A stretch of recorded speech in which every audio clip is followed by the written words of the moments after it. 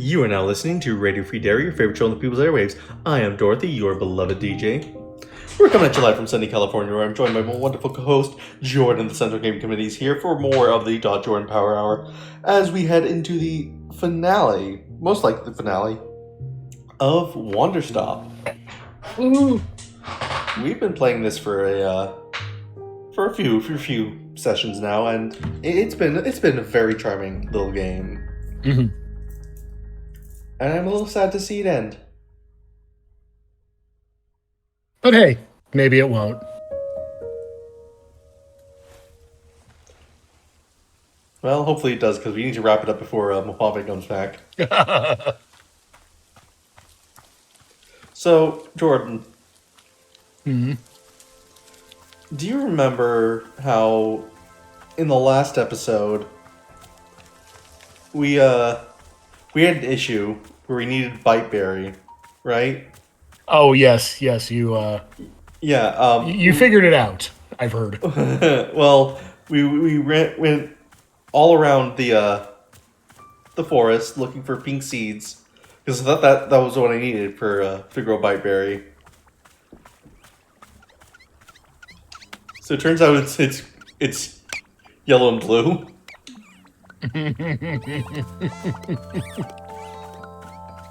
So we can make that coffee now.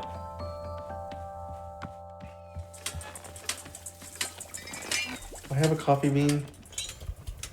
No, I have a ton of mugs from all that sweeping I was doing. Alright, well I can't, alright, I'll just put this here for now.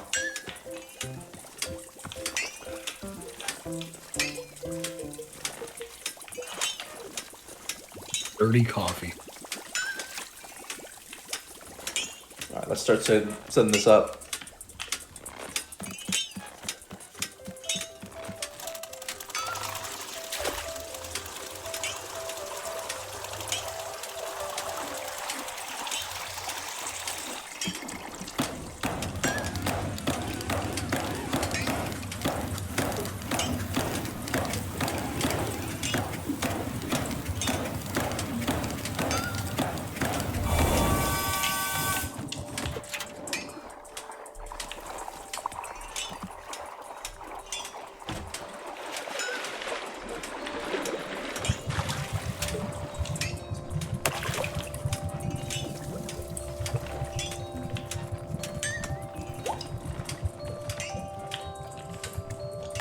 I think he just wants a coffee with Biteberry in it because it doesn't really taste like anything. Yeah.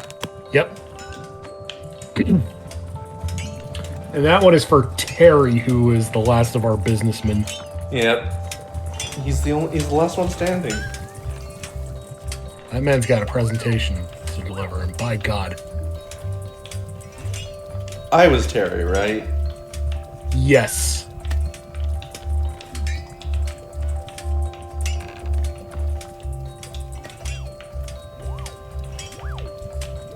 Come on, guys. Oh, that is obnoxious.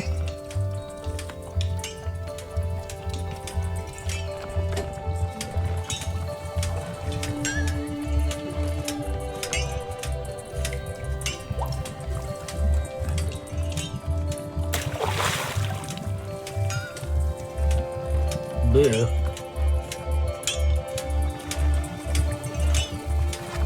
Alright, what mug do we give to Terry?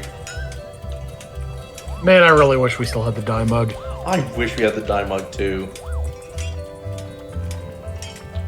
I'll give him this one.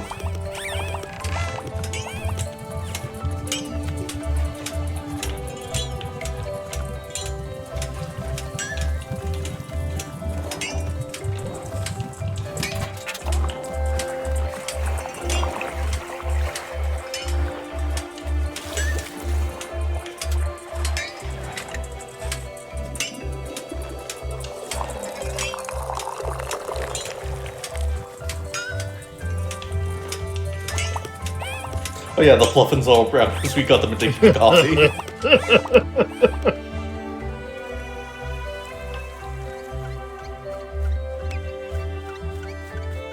Terry!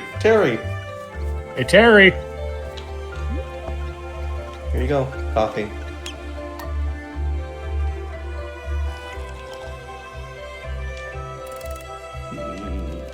I see. It is coffee, but it contains a fruit. And yet I cannot taste the fruit. There is no flavor. Yes, this is the most agreeable sort of flavor at all. It is perhaps my favorite flavor. I have never had a favorite flavor before. It is a new experience. I am thrilled. I am brimming with enthusiasm.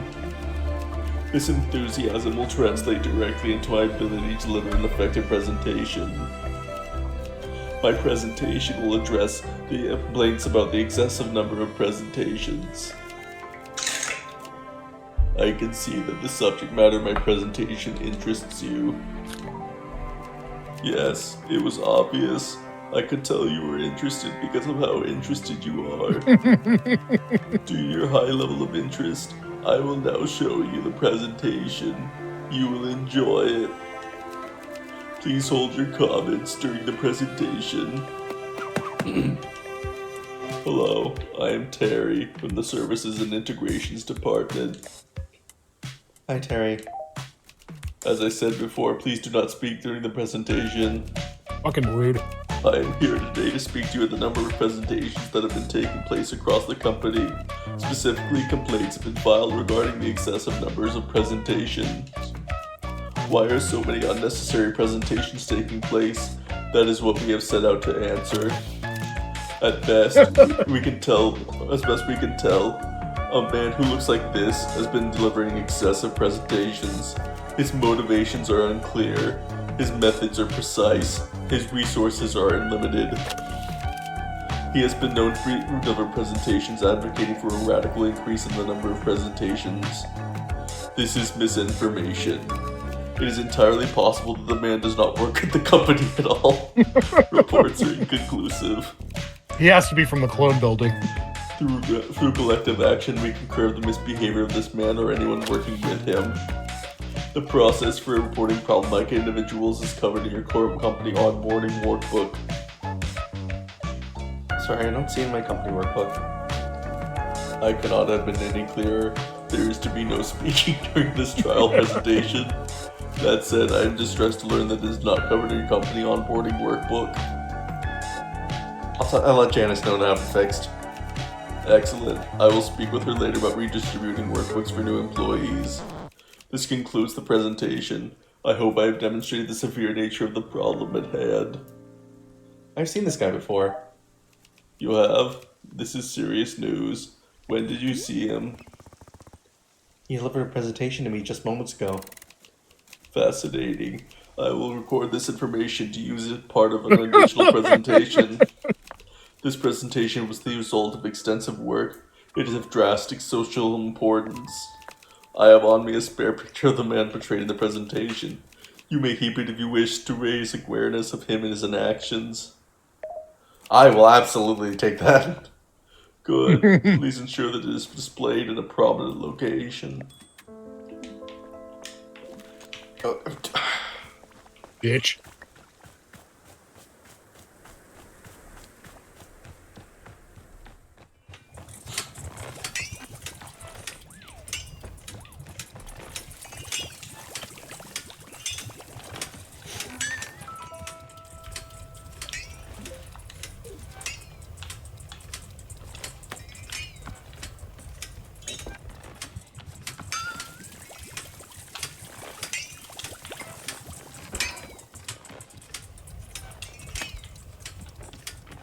White berry coffee.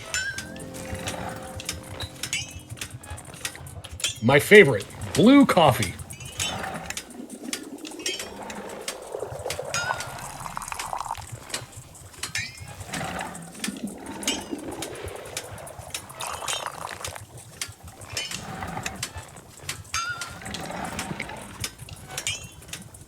That looks like a pixel.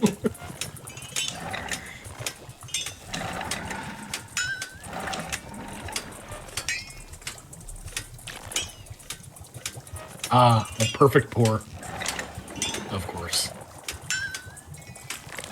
No! Told you. You got greedy. You hit on 18.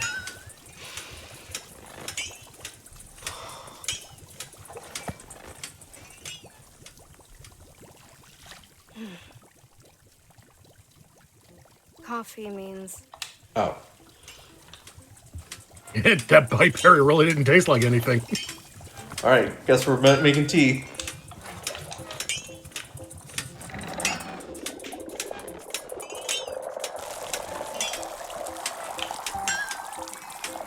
Here, the tree loves coffee. Baby needs smoko.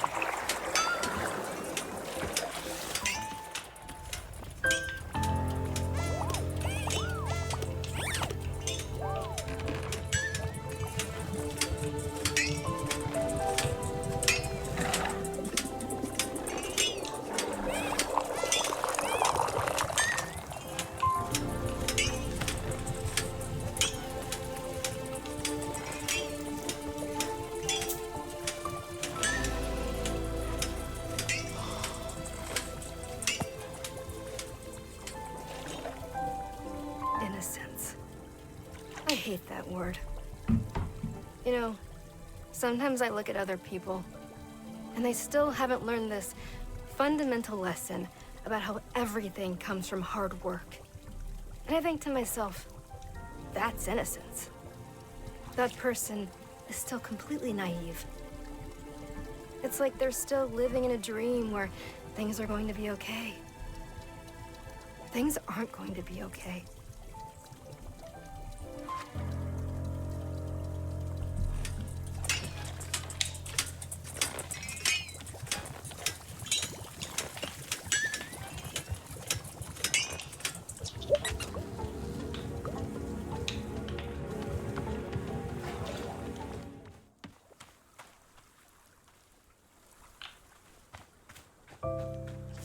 Oh, they're still following the businessmen around. Of course. You're endlessly fascinated. All right, I'm gonna need you to take over the voice of the second Zenith. Oh yeah, I was planning on that. Human Alta, when you are ready, we will be in the forest. Please join us there. Guess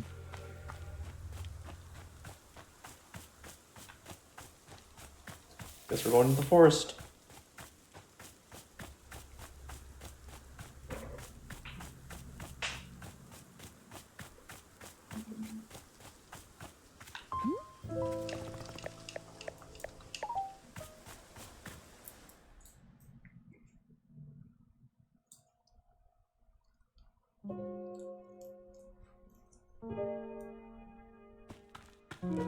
Okay, I'm here. What next? Human Alta, we are with you. Isn't it delightful? Wow, so you're also still in the clearing right now? Correct. But our attention is on you. We are fascinated by what we might see in you. Please tell us, what do you see right now? Just, trees, rocks. And when I'm out here, I think back on my fights. Ah, delightful. We see it too. It is a memory. There is a you that remains and remains. Wait, you can see me fighting, but it's just my memory. No, the forest is making it real, tangible, discernible. We can perceive it in full clarity. Delightful. Let us examine this memory. How interesting. How fascinating. Your skill far exceeds that of your opponent. I know, that's why it was so stupid when I lost. Another memory appears. A similar one. This is the other fight I lost. Another stupid failure, no reason for it. We see it. We perceive it fully. Human Alta, this memory is also quite fascinating. We can see the problem. We can see now why you lost these fights. Can? Right there. Do you see it?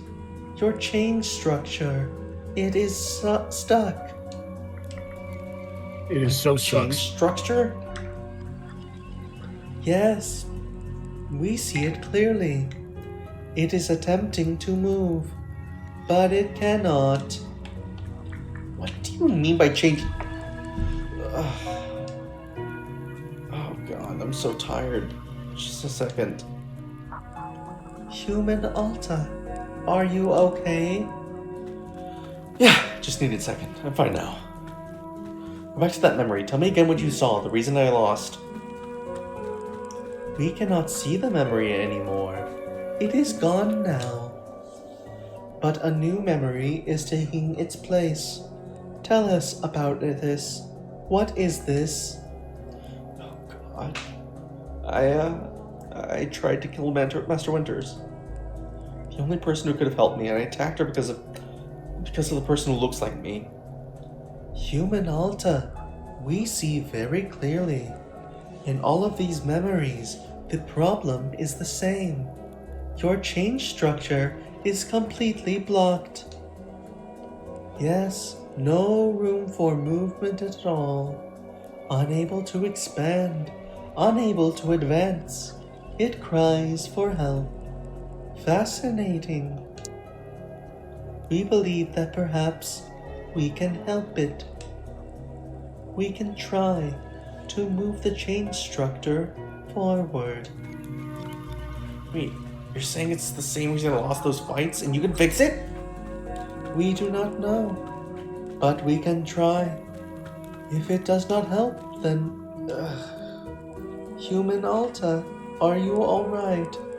We can stop now to rest. It will be harder to assist you if you are tired. Okay, I'll rest for a second. Alta, what are you doing? Why did you stop? This isn't you. You're not someone who gives up. You're someone who fights until the very end. Be proud of that. Come on, up and at 'em. Let's show everyone what a warrior truly looks like. Human Alta, you have begun to run again. Can we ask why? It's her! She's here and she made me start running! To whom are you referring? She looks just like me. She's standing here just a second ago. Didn't you see her? No, we did not see anything. All we see is you. But she's the one making me do this to myself. It's not me, it's her. Please, Zenith, make her go away.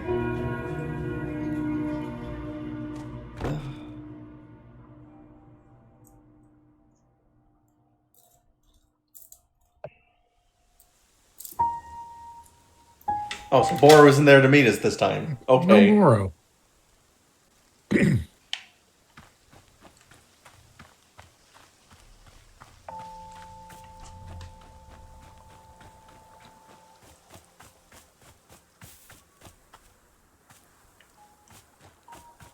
Hey, Boro! Where the hell were you, man? Moro was minding the shop, Miss Alta. What is problem? Oh wow, we have a lot of coffee growing here now. Oh, just sprouting up like weeds. Zenith, Coffee's what an happened invasive out there? species. Human Alta, you collapsed in the Fully forest. unconscious. We returned you back here for safety, E-shop. recovery. So when you were in the forest, you didn't see another person who looks like me. No, our awareness was quite heightened, yet we detected nothing except for you. Oh. You said you saw the reason why I lost those fights? Something about change? Your change structure, yes. It was clearly blocked. Obstructed. What's a chain structure? What does that mean? This concept does not translate conveniently. To your language. It is one of the old concepts. Can you try, please? I need to know what's wrong with me. Interesting. We see. This is an interesting situation. Complicated. Human Alta, you should return to the forest. With us. The forest eases the boundaries between concepts. Malleable. Perhaps there we can more clearly investigate your change structure. We can clearly transvestigate. We can always tell. Alright, let's go back to the forest. Before we go, perhaps we should once again have tea. P. We found the tea you gave us most delightful, most refreshing. It would be good to rest for a moment and enjoy another cup.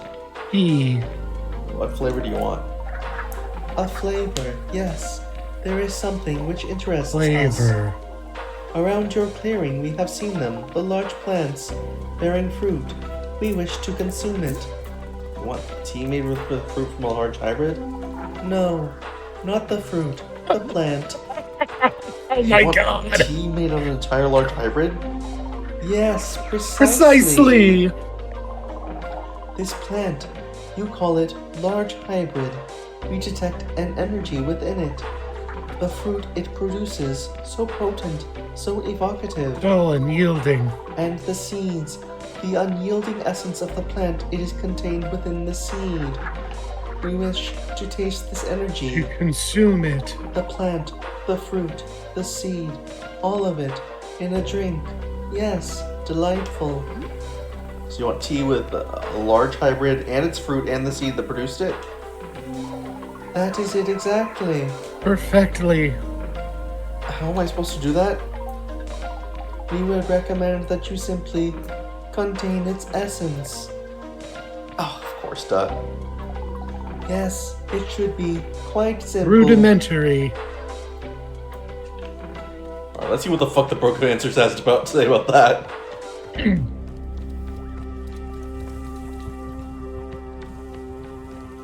I would assume just drop a potted plant in there. Oh yeah, we can use the shrink mushrooms. I was... Oh. Yeah, you were right.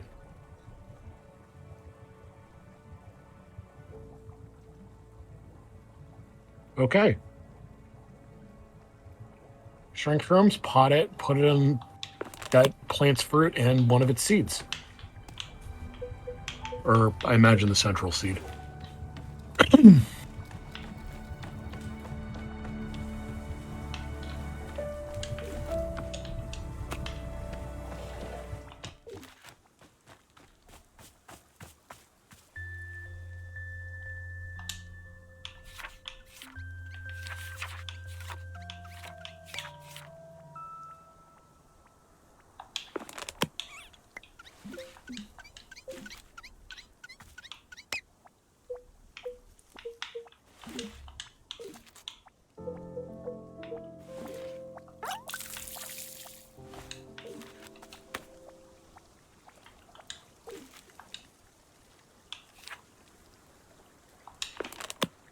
Paintbrush lotus. So that comes from a yellow seed in the middle.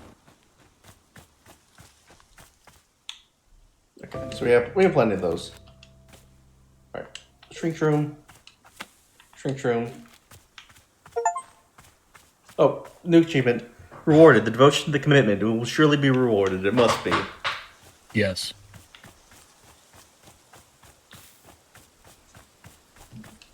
And shrink room.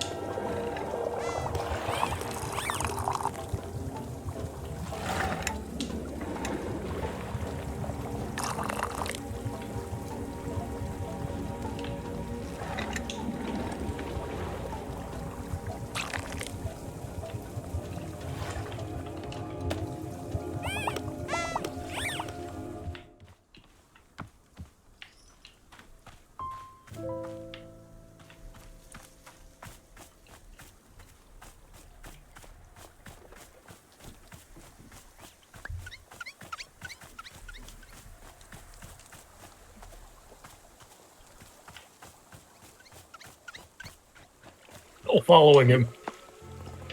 Here you go. We will consume now. The tea. Yes.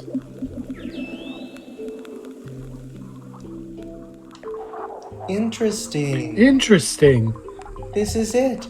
This is the plant. Large hybrid. Human Alta. This plant is vast in its Excuse me. God damn it, Cherry. It has drawn up a very old energy. Very old, even to us. Yes, the energy gives its fruits a special power, known as homosexuality. The power to affect, to sway, to change. You cultivate. We do not understand the source of the energy, but we enjoy very much its taste. Thank you.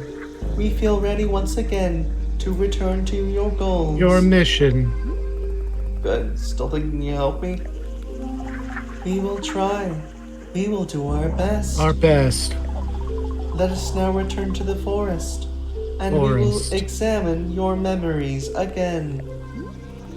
Okay, great. Thank you.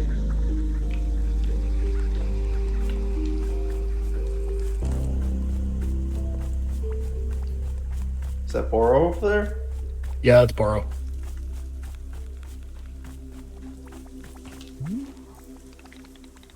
Hello, miss. Is there something I can be assisting you with? Oh, Excellent. Yeah, I think that conversation was about the yeah. plant.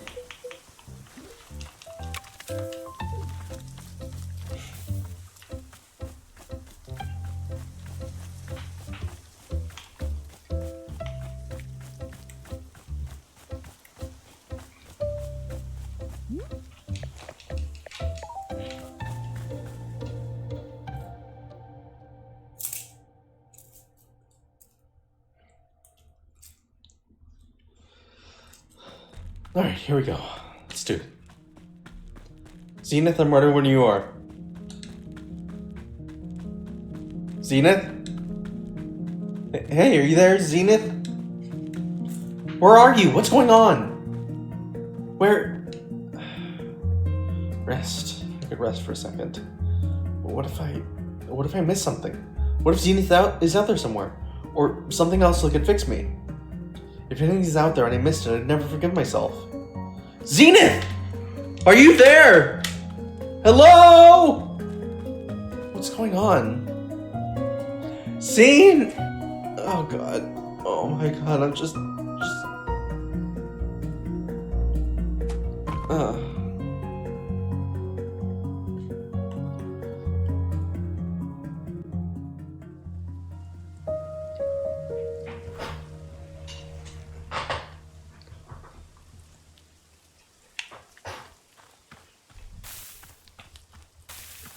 Oh, I bet when he come back, she's just gonna be, ellipses. Hey, what happened? Why were you in the forest? Oh no! Alta. Oh no! Human Alta. Hello. It is good to see you Greetings. again. I looked for you everywhere and you weren't there. What happened? Oh, yes, of course. Look at the little forest. symbols around their head. Yes, we agreed to help you. Your Assisting memories, you. your change structure. You remember it now. You became distracted for a Distracted. moment. Are you wearing a tie? Oh, yes. We are perceiving a change within A ourselves. movement. We did not mean for it to happen. It simply happened. But it is lovely. We are delighted. Delighted. By it. Is it not delightful? Sure. Then we are in agreement. Unanimous. Yeah, whatever. You said you were gonna help me. Let's get back to that. Yes, we agree. We'll meet you once again in the forest. Another attempt.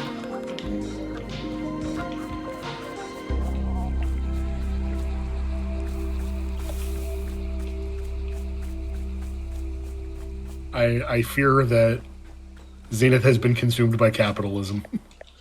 Oh no.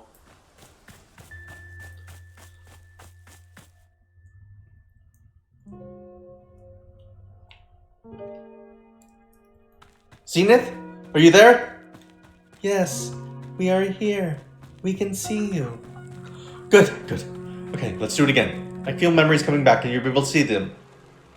Yes, we can see your memory and your change structure completely blocked. Right, my chain structure, whatever that is. We can attempt to help unblock it.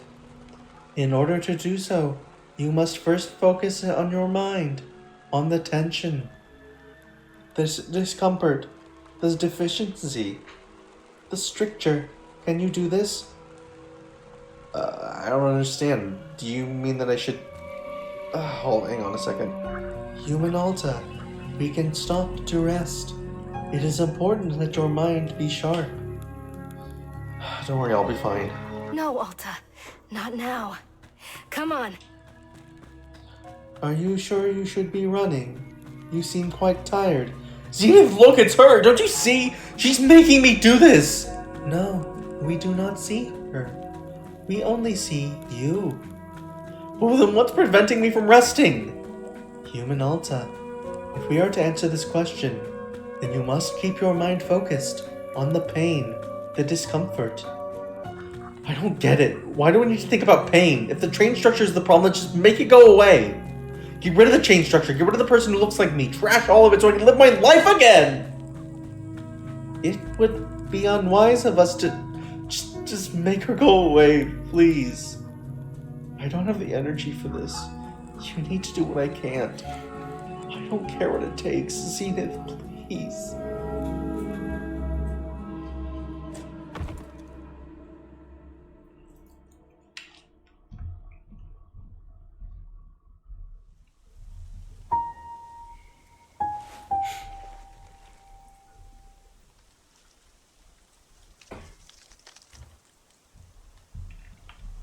They have been consumed by business. Oh no. Oh no! No! Oh no! No! Zenith has become a middle manager! Hello. Xena, we need to go back in the forest. You're gonna do something out there to help me. Yes, that's correct. We are somewhat distracted at the moment. But you said something about train structures. Is that what you told me was the problem? Yes. Let's do something about it. What were we standing around for? Human Alta, we are sorry. This transformation that we are experiencing, it is important to us. Our capacity to help you has diminished. But what? I don't understand. I don't get it. Why transform into a beast? Why can't you help me there anymore? We wish to. We wish it very much, but it is not in alignment with the transformation we are undergoing. They are at odds, and so we must align with the transformation. But what about everything you promised me?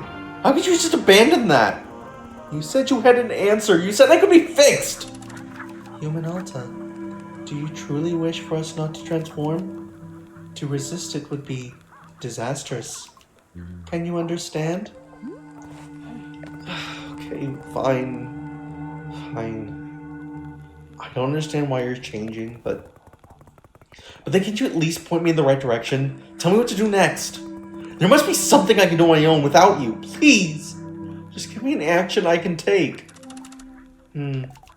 Something you can do. Yes, we would suggest that you focus deeply on your pain. Your unease, your incompleteness, your constraint. Aim your attention at these. It is not the whole process. It will not heal you completely. But it is a start. This is what we suggest. Okay, why? Why? Yeah, what will focusing on my pain do for me? How will it make it better? I need specifics.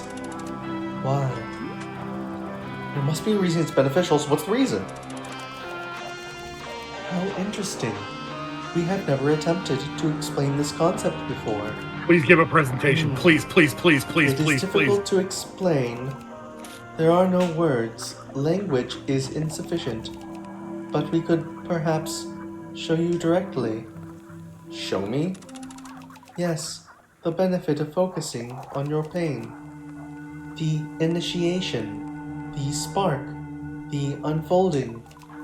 We can project it into your mind so that you can see. Do you wish for this? Yeah, let's do it. Very well. We will now attempt to show you. Close your eyes. We will now send you the image.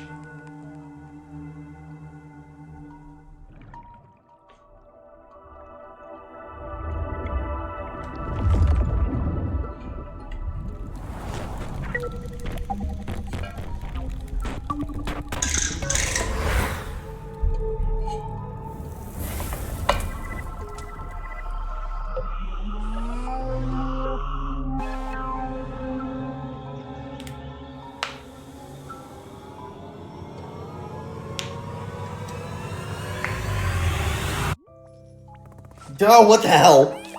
Very helpful, Zenith. Thank you. That was it. The benefit. The unfolding. The beginning. That didn't explain anything!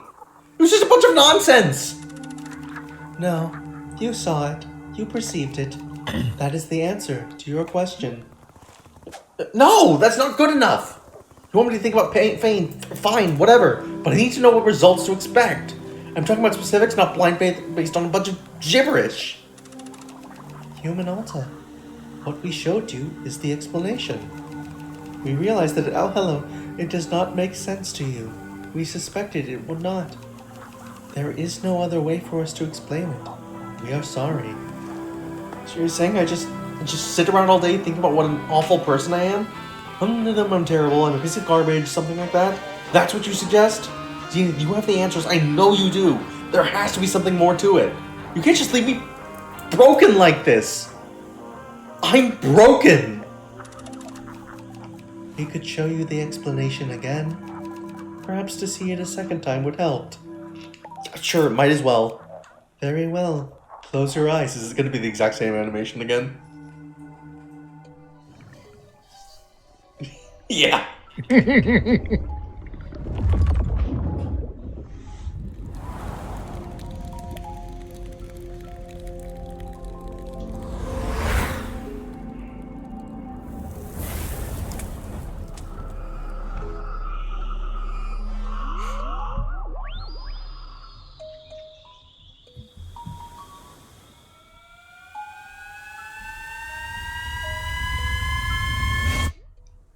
Oh, I get it now. Did it make more sense this time? Wow, yes, I completely understand it now. I'm fixed. I'm all healed. You did it. Yay! You are being insincere. Of course I am. It's all total gibberish. Human Alta, we are sorry. We hope that you heal yourself.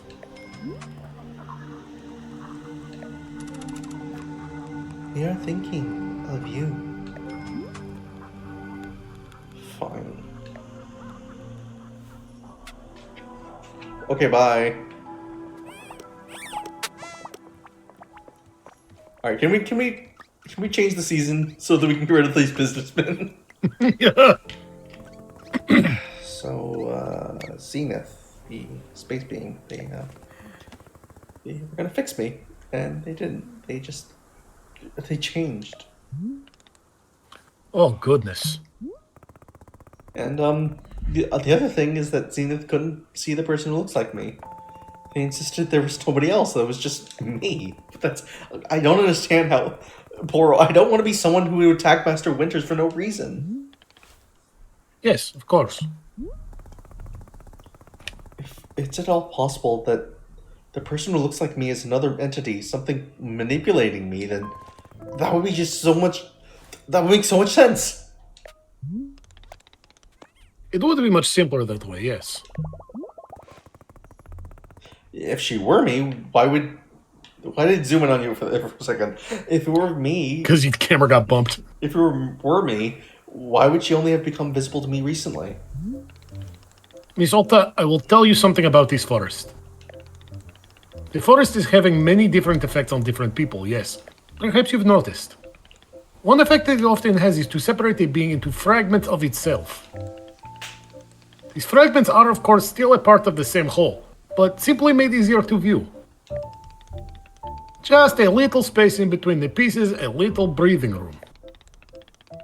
Is this what you are going through? I do not know for sure, but I will offer it to you as a thought. If I am seeing anything at all which might help you, I will surely be pointing it out. Okay, thanks. Thank you, but... Of course.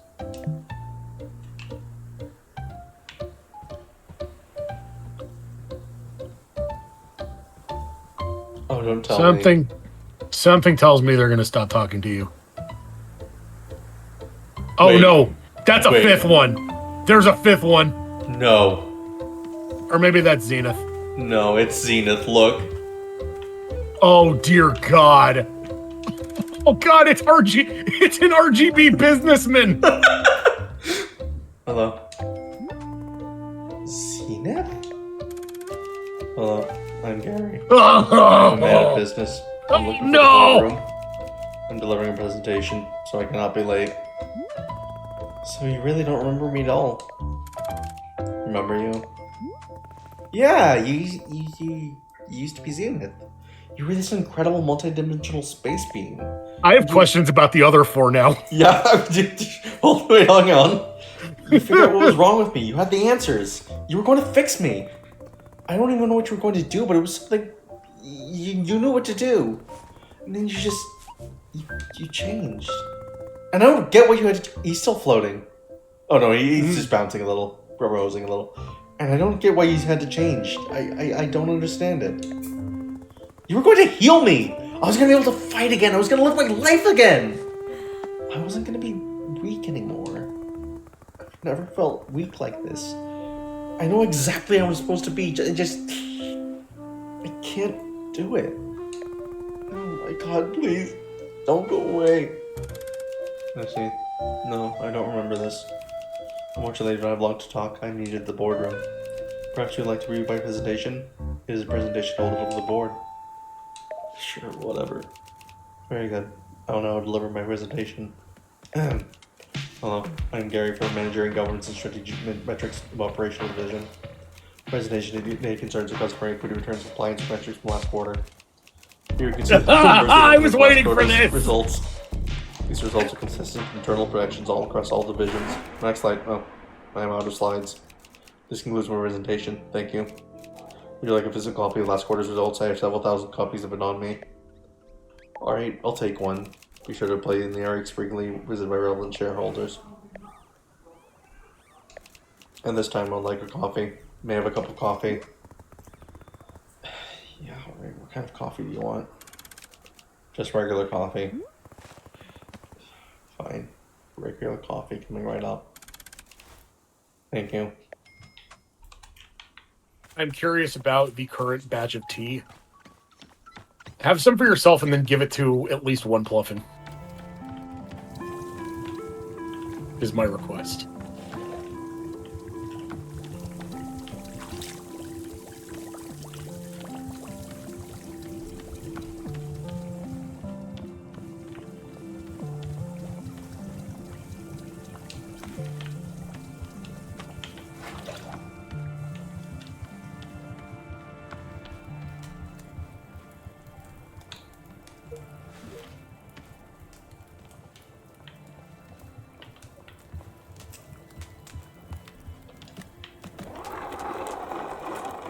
Wee.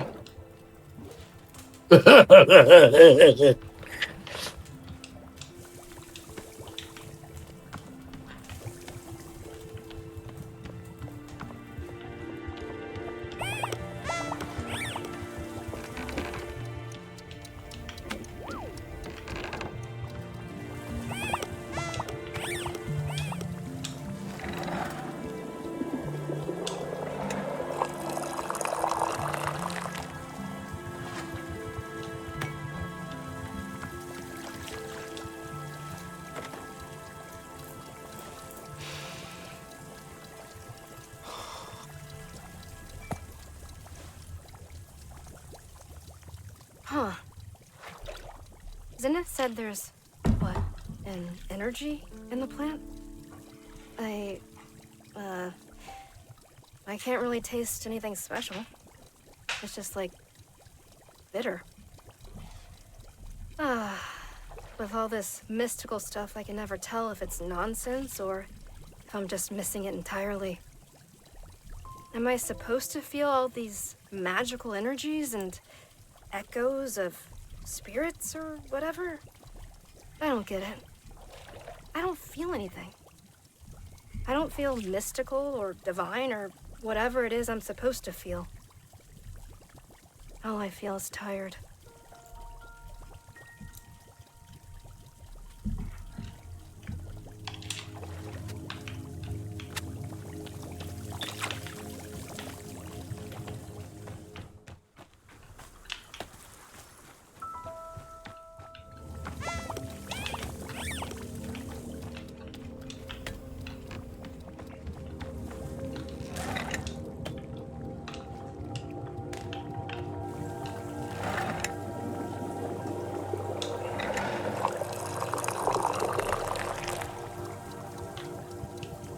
Sure, the Pluffins get a perfect cup.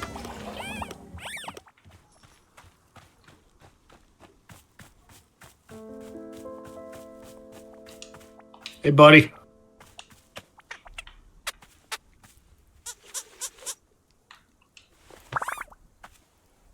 Oh, hell yeah. Oh! Oh, that's so cool! That's neat. I was wondering what the multicolored beverages would do. It's just shifting, that's cool. That's cool. Got a polychrome Pluffin. I hope the Pluffins stay. Like the color Pluffins stay when the seasons change.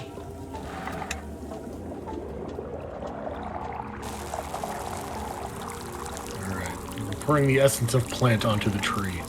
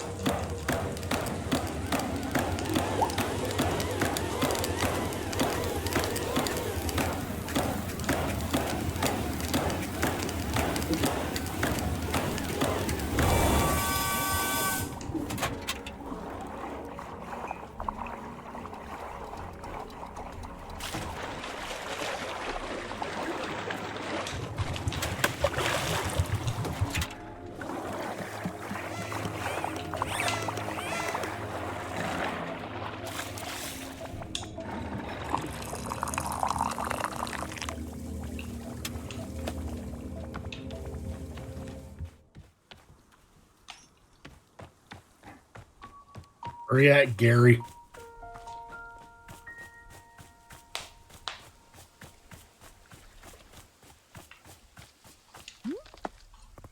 All right, here's your coffee. Oh! I suppose this means you don't want the coffee anymore. So is this it? Are you done talking to me? Am I really moving on? That's what Boro said, right? That I'm moving on, requesting a change. Is that why you're not talking? Alright, time to get another Pluff and Addicted. Or give Boro the coffee. I wonder what he has to say about coffee. Oh, yeah, we can give Boro drinks. Well, people have started going silent again. Oh, has it begun again already? My, how time is flying. Miss Olta, I am sure you know that it is time for us to visit the shrine once again. I will see you there when you are ready. Oh, never mind. Alright, Pluffin' time. Who wants coffee? He's already brown.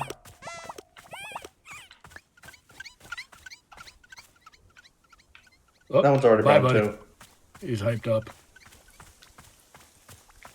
Brown. Brown. Brown. Well, the whole, like, Pluffin house is behind you. Right? No. I lied.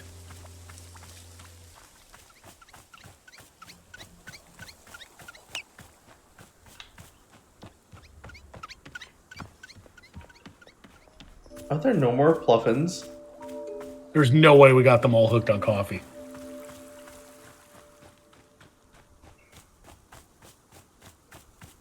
Oh, no. There you are. Hey, baby. Drink up. Enjoy your mud.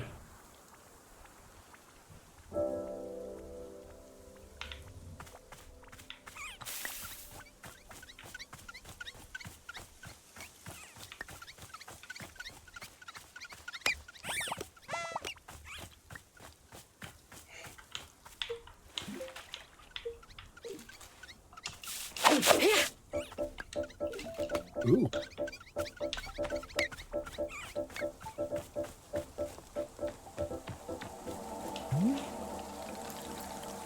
And here we are. Let us light the shrine. There we go. Are you feeling ready, Miss Olta? What did you mean when you said I'm moving on? Again, Miss Olta, this was only Boro's best guess. The forest is drawing on you for guidance, following your lead. The forest is withdrawing one space and replacing it with another. Then I can only ask, what inside of you does this change resemble?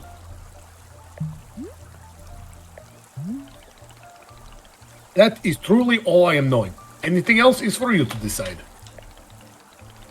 Well, shall we leave it to the shrine to show us what comes next? I think perhaps yes. I'm wishing you the safest of travels, and I will be seeing you soon.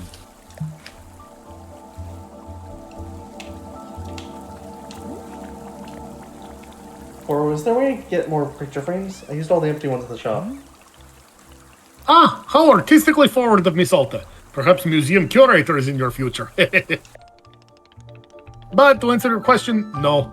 Boro is not having any more picture frames. Very sorry. I am, of course, acquiring them whenever I can, but picture frame salesmen are not often wandering these woods. Can you perhaps settle for just the number of frames we already have? Sure, I'll make it more. What do I do for my other pictures? Again, with great apologies to Miss Alta, you may not be able to use every picture you are finding. Perhaps it will be a little exercise in choosing favorites.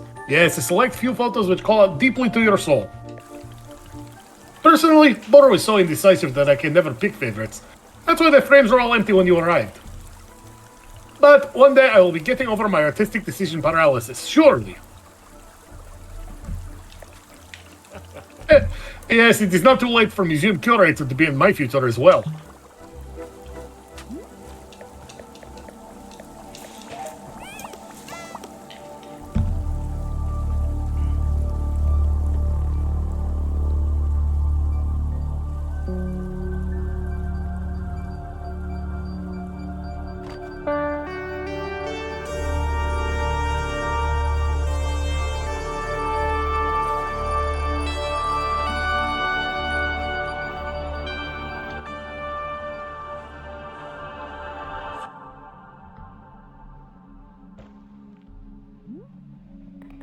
There's me.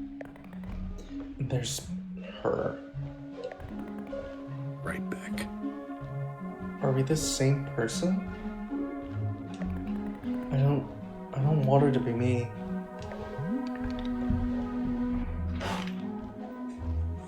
Uh-oh.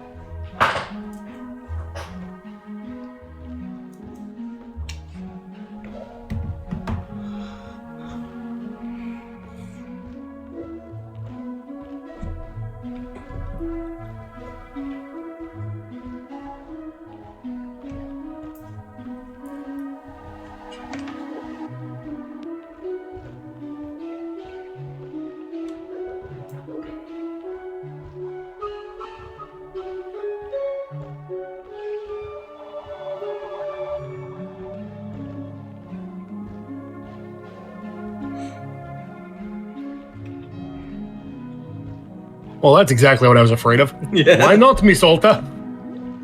Because if she's not me, then she's something I can remove. Like a tumor. Something you can cut away and be free of it. If she's just me, then that's so much more complicated. Yes, it certainly is. I keep trying to rest, I swear. I keep telling myself to just settle down. But I can't. She doesn't let me. Even relaxing feels like a job. Yes, that makes sense. It is not just about rest, it is also about the reason for resting. She told me I could defeat anyone, anywhere for as long as I live. Now that I say that out loud, it sounds insane. You don't think that's possible, do you? To be undefeated forever? No, I suspect it is not. But attempting the impossible is often the path to the most wonderful accomplishments. Miss Alta, this person you describe, I am certain she has helped you achieve such great things. I would not want you to be losing her entirely. Then what do I do? How do I get her to listen to me?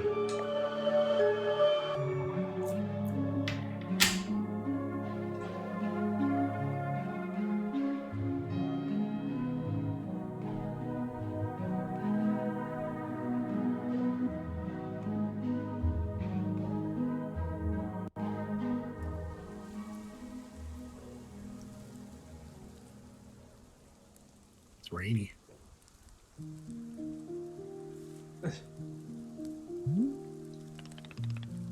Hello, Miss Alta. Welcome back.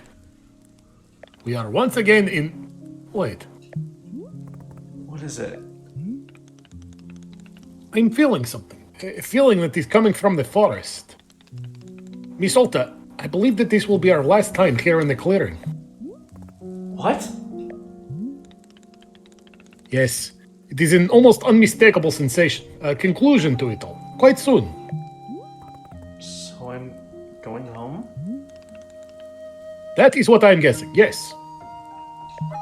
Oh, God. Oh, thank God, I'm going home. Excited to be leaving, yes? Don't worry, Bora will not be taking it personally. Why is it ending now? That is a good question. Bora is not having the answer. After living in these woods many years and meeting many travelers, I'm still not understanding the forest. It simply does what it does. That is all I am knowing. So then what am I supposed to do right now? Supposed to do? Well, I am thinking that we do the same thing as always. We stand up, we look about our shop, we clean the parts that need cleaning, we prepare the ingredients for tea, we tend to our pets. No! Perhaps we make a cup of tea just for us. That is all there is. That is all there will ever be. You see, Miss Alta, this will not change whether we are having an hour together or a lifetime. I'm quite sorry if I've rambled on a bit. It is quite like Boro to get caught up in words. But it is being a passion of mine. I'm grateful for your patience with me. You're alright. Potter is being very glad you approve. Well then, shall we get back to it? I think we shall, yes. I will see you about the shop, Miss Olta.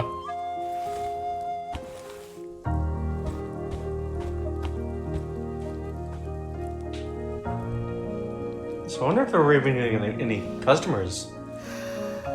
Yeah. This definitely has the air of like fuck around as much as you want, but like go in the woods when you're ready to end. You know. Mm-hmm. I'm going home.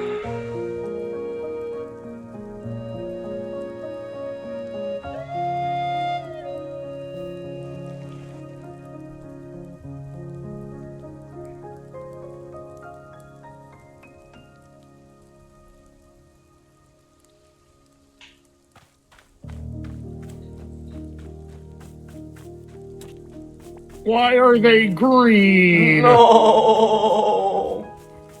They kicked their addiction. I hate it. Well, Oh, well, now you're the hero.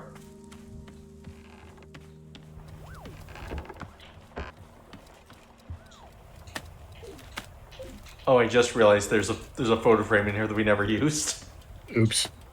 Whoops.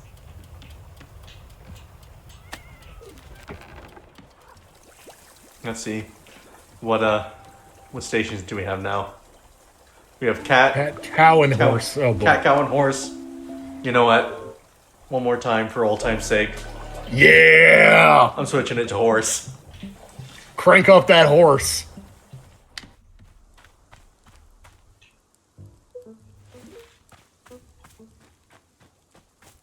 Well, if we do get customers, we'll need to start gathering leaves.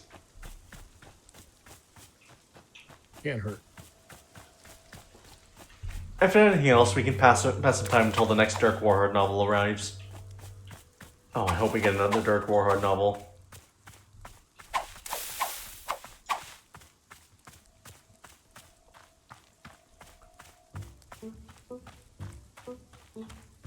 I feel like the next one has to be like Dirk Warhard carrying out his vendetta against like literary critics, right?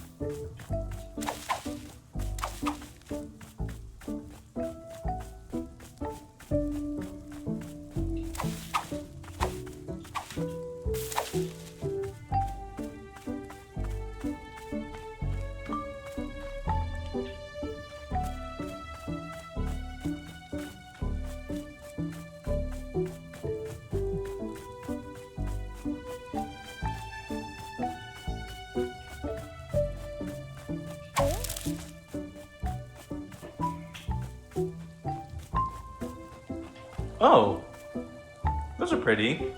Mm-hmm.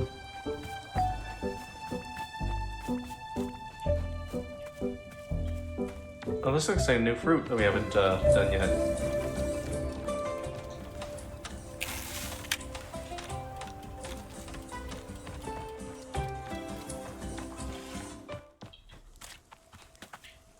Prison pepper.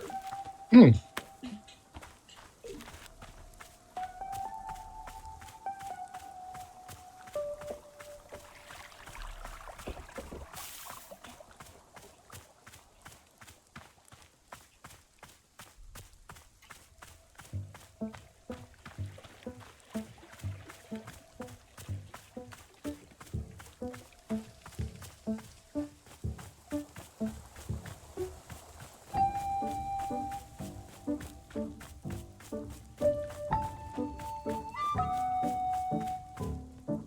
Oh, we do have Hello. customers.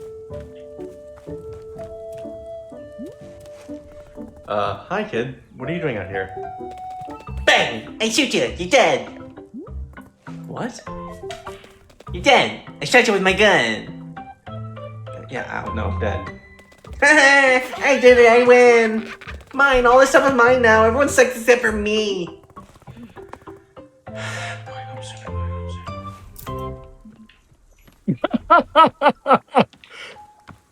Thanks, kid.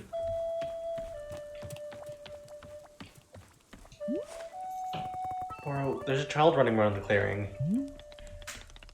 Ah, yes, so I noticed. Have you spoken with her? Yeah, she's, weird. Are her parents being anywhere nearby? I haven't noticed anyone with her. Yeah, I don't know why she's alone. We'll try to ask. Yes, Porter will keep an eye out as well. In the meantime, perhaps you would like a cup of tea. She doesn't seem like the tea-drinking type. If Miss Alta can find some enjoyment in tea, then anyone can. Sure, if you say so. I do say so indeed.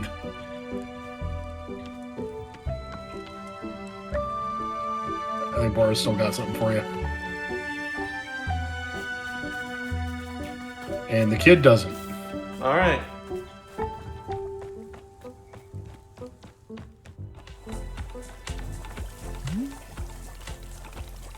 Hello, miss. Boro made you a cup of tea. This one is made with sweet milliums, which are a most invigorating sort of fruit. They are creating a feeling of deep focus and intention, a rigorous sensation. It seemed to me like the sort of brew Miss Alta would be a big fan of. But that is all. Tea delivery complete. My work here is done. I am wishing you the best as always.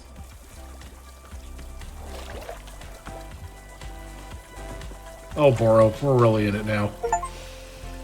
Both pieces, and then as both pieces fail to merge, an insight. Oh, wow.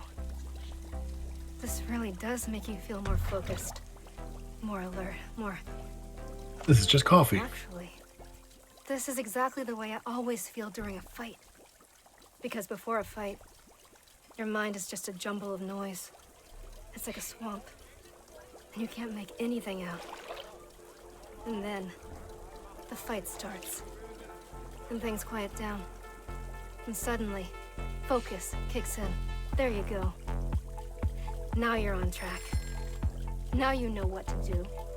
It becomes clear. It's easy. It's nothing. Go. Up. Back. In. Left. Hit. Swing. Pause. Go. Everything makes sense. Everything is clear. Nothing hurts. Nothing fails. Go. Go. Go. Go. This feeling, it's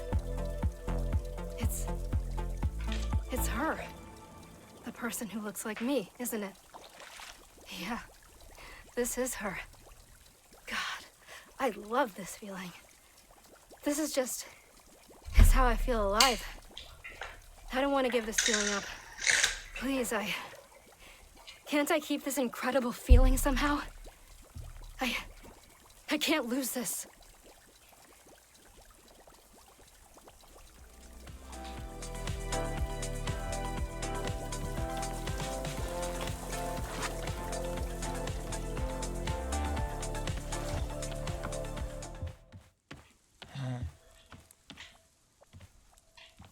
Well, bad news, Boro. The tea made me feel existential, feelings. Alright, where's the kid? Hey, kid. Hey, little shit. Why are you alive? You're supposed to be dead. I shot you. I blocked your shot with my invincibility shield. Really? What's your invincibility shield weak to? Is it immune to knives? My invincibility shield literally has no weaknesses. Sheer heart attack has no weaknesses! No, invincibility shields have a weakness. That's how they're made. Well, whatever the weakness is, it's definitely not knives.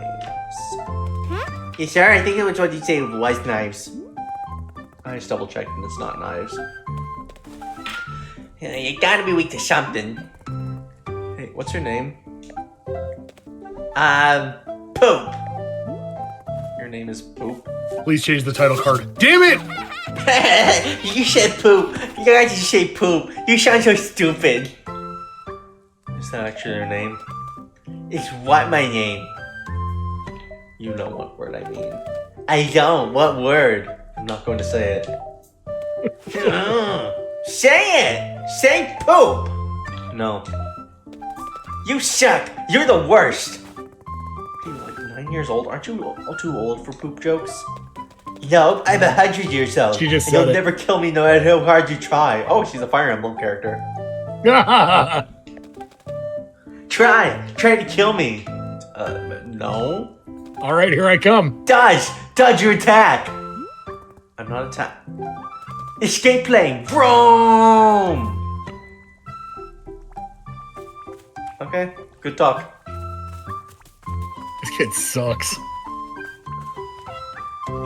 Whatever, kid. I'm gonna go make some awesome tea with the new fruit I just found.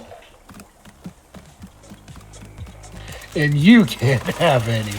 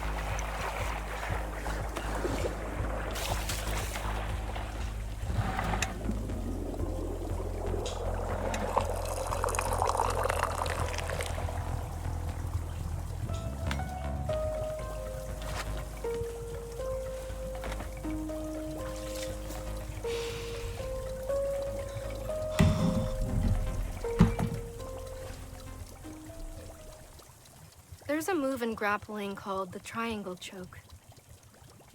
It's a headlock you pull off with your legs, and it's one of the most effective ways of incapacitating a grounded opponent. Early in my fighting career, just as I was starting to feel confident in my abilities, someone used a triangle choke on me in a fight and completely disabled me. I was helpless. I lost the fight. But the weird thing is that even after my opponent released me, I still felt like I was being choked. All that day, the next day, it was like I had a vice on my throat. I tried everything to make it go away. Everything I could think of. Finally, what I did was before going to bed, I wrote down the exact time the following day when I planned to go to the gym and train. Then, and only after writing this down, then I could breathe. The next night, if I didn't make plans for the subsequent day, the choking came back. So it went every single night, every single day. One after the next, after the next, after the next.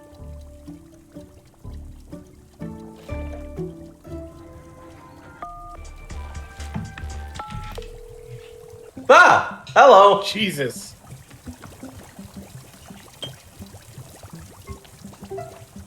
What do you want? I want to tell you something. Alright, go ahead. I heard a lot of dirt, so they're gonna make a sculpture over me. Oh, connoisseur of the arts. What's a connoisseur? It's someone who appreciates fancy things. Oh, well, they're not gonna think of fancy sculpture. It's gonna have a real bad one. That's fine as long as you're proud of it.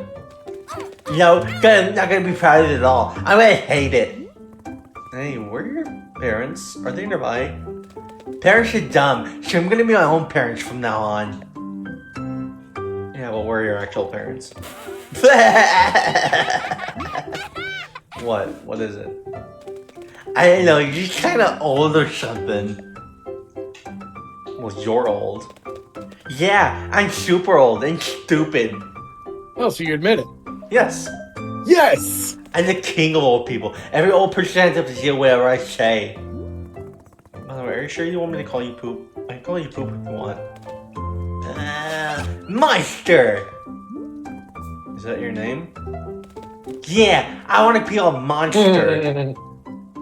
It's nice to meet you, Monster. I prefer poop. No! No, isn't it? It's not nice to meet you? Yeah! Oh, okay. Well, it's been pretty terrible to meet you, Monster. Yeah, I suck! That's what I said. Okay, I gotta go make my sculpture now.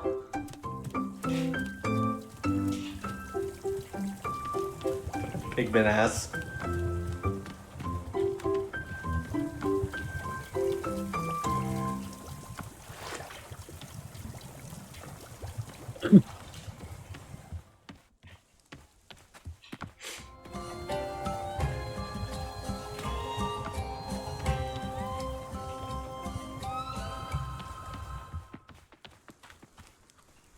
Well, there's Monster's sculpture. What? That was fast, and she just ran away.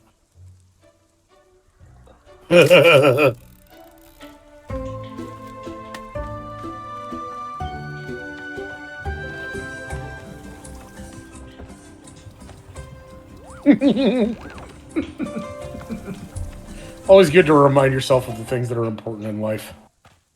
Wait, Who the fuck is that? is that?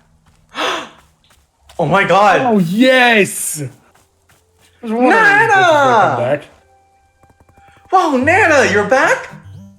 Ha! You wish! I'm not back, I'm just here for my victory lap! Last time I was here, I crushed you into a thrilling display of vital economic prowess! Your moment. You were not ready, but was your moment all the same? Now I return to witness the wreckage, the remains of devastation I caused! See? Look at it there, just as much of a dump as it was last time. Pitiful! Well, so you want my advice? Bulldoze this thing to the ground and get a proper development company in here? Well, we should build in place of the shop. Condos! Oh, yeah. Everyone loves condos! Leave this little spot of forest some actual personality! I know Oh it could god, fit she's a 10, real estate speculator. maybe in honesty. 12 condo complexes in here. Yeah, 12 easy. But no, we don't want sensible and pragmatic ideas, Nana. Your sustainable, forward-thinking vision of the future scares us. We're not ready for it yet. Pathetic. Your babies are all the same, except some are worse than others. I missed you, Nana. It's been brutal without you. Brutal? Me being away isn't brutal. You know what's brutal? A brand and iron to the solar plexus. Brutal. Missy, you've grown soft while I was away. With the commanding authority of a market leader in your life, you've become complacent. Damn it, I told myself I wasn't gonna do this. But it's time to set up shop again. Gotta teach you a little humility. I'm looking forward to getting humiliated. No, you're not. You're one of them. You just think that because you haven't seen the full might of my business acumen yet. But you'll come around. By the end of this, you'll know true fear. The fear you can never unsee. Can I get you a cup of tea? Absolutely not! I love that she at no point has ever wanted tea. By the way, I'm curious. Hey, Monster. I'm very curious. Is there a Dirk Warhard novel back? Yeah, it is! Awesome. Just keep on drinking it. So we've got space for 2 more books. I bet one of them's going to be from Nana. I think Hey, Monster guess wants what? something now. Nana's back. Oh, the competition is returned. Time to be updating the Wanderstop business model. Liquidity ratio, capital structure optimization. Yes, I am fully up to date on my business phrases. How come she's the only person whose returns to the clearing changed? Well, Nana and I share a certain connection. We're both a very particular kind of person. Oh, you used to date. We are connected to this place, to the forest. Been here quite a long time, both of us. So for the two of us, the movement to the forest works a little differently. We are not quite so stuck in it. Are there other people like you? Of course, perhaps you'll meet them too. Ah, but I forgot that it will soon be your time to leave this place. No matter, I am certain that there will come a time where you'll surely cross paths. Anyway, I wish the best of luck to our returning business competitor. Frankly, Boro thinks her shop is so adorable that I am not minding it.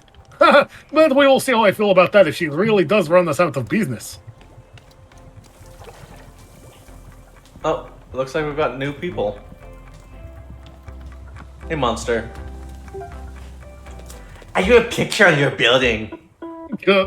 What's it a picture of? Entropy. Entropy? Yeah. Do you even know what that is? Duh. I've read books before, so I'm not an idiot. Okay, use entropy as a sentence. All kids are idiots. Fine. I made a drawing and it's a drawing of entropy. No, that doesn't count. Try again. You're just trying to trick me.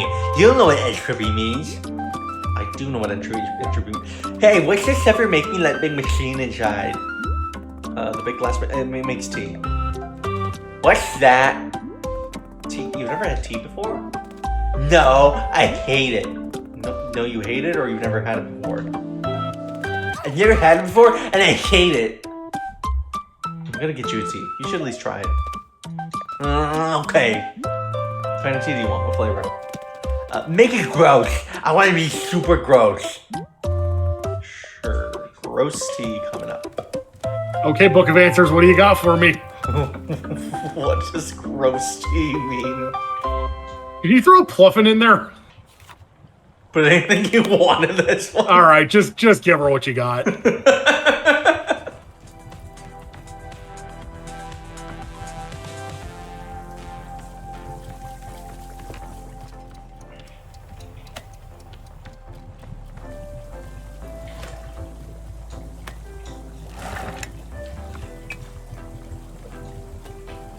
Stop that.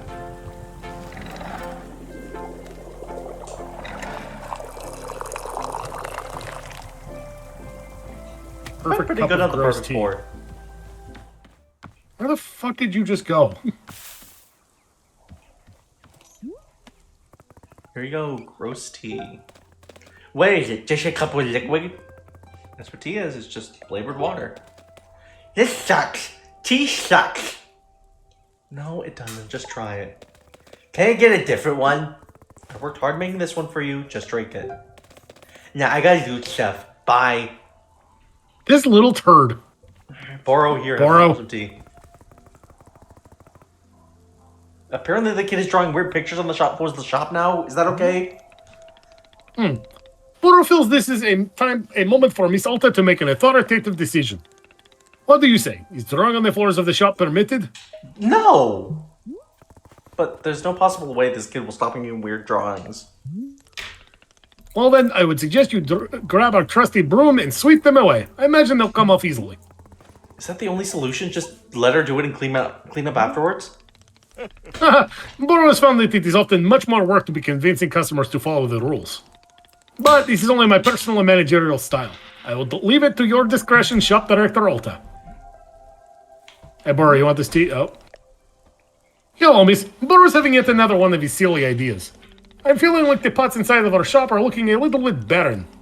So I thought to ask you if you'd care to fill them up with some plants. You did such a wonderful job before with the hanging pots. Wouldn't it be lovely to also fill the pots inside? You know what, Boro? I've got just the idea.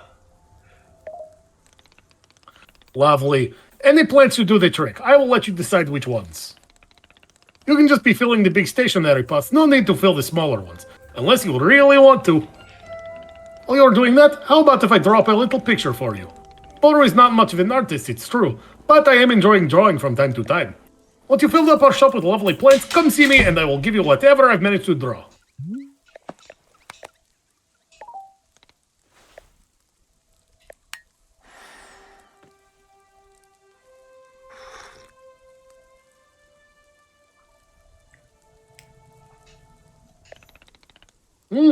Sweet, delicious prism tea. Miss Alta, did you know that this sort of tea is frequently causing a person to say triangle? Indeed, triangle, triangle, triangle. Already a fun word, but even more fun now. She was talking about a triangle choke. So what's your favorite geometric shape? These are all really good. Ah, Miss Alta, you can be sure it is the triangle. Under normal circumstances, would Boro say triangle or octagon? It would perhaps be a toss-up. But at this exact moment, triangle for certain.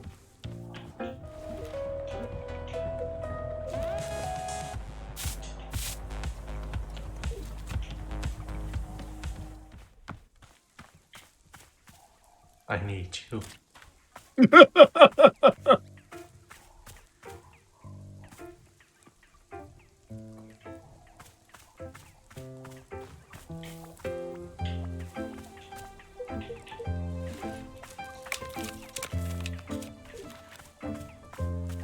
You know, maybe Nana would like some coffee.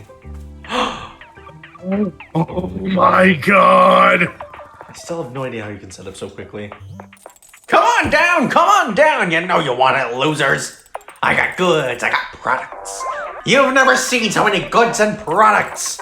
Get your ass a job and then buy stuff at Nana's! What do you want? Buy stuff from you, obviously. Buy stuff? Missy, didn't you hear me say, get a job? And don't give me this nonsense about tea, I'm not talking about honest nanobuck producing work. Look, you still 0 nanobucks, it's pathetic. Take a look, here's what you would be able to buy if you had any damn income to your name. Some cup. Stars above. Tea shop loser. You should see the look on your face right now. Intimidation, the recognition of greatness. These are the kinds of products you can only dream of, and even in your dreams, they'd be knockoffs. How if I trade you for one like before? Yeah, Sorry, kid. That was the old me. I'll admit, I had a bit of a freewheeling side back then, but the new me is hard and calloused. No trade, no deals. I'll never be... Hold on a second. Are those coffee beans? Who the dang heck started growing coffee beans out here? Mystical space being from another dimension. Sure. Look, it don't matter where they came from. All I know is I ain't had a cup of coffee in weeks. You're on the money. Here's what we'll do. You can bring me coffee, and if it's acceptable, we can discuss a trade. Acceptable being the key word there. What kind of coffee do you want? Now, see, you actually know a damn thing or two about coffee, so you bet. Wait. That was the typo they left in. You're gonna start by brewing 2 coffee beans in hot water. Scalding hot! Pour that baby in a cup. Let it sit for a second. Then make a second brew. This time the water should only be warm. Bring it maybe halfway to boiling, then cut the heat. Drop a whaling fruit and a sweet mealy into the warm water for taste. Then 1 more coffee bean. Now you're gonna pour that second mix on top of the coffee already on the cup. The taste is all in layers. It's called nuance, and your kids have never heard of it. All right, that's my order. I've even dumbed down the recipe for you, so help me if you screw it up. I'll go give this a shot. Okay. What the fuck, Nana?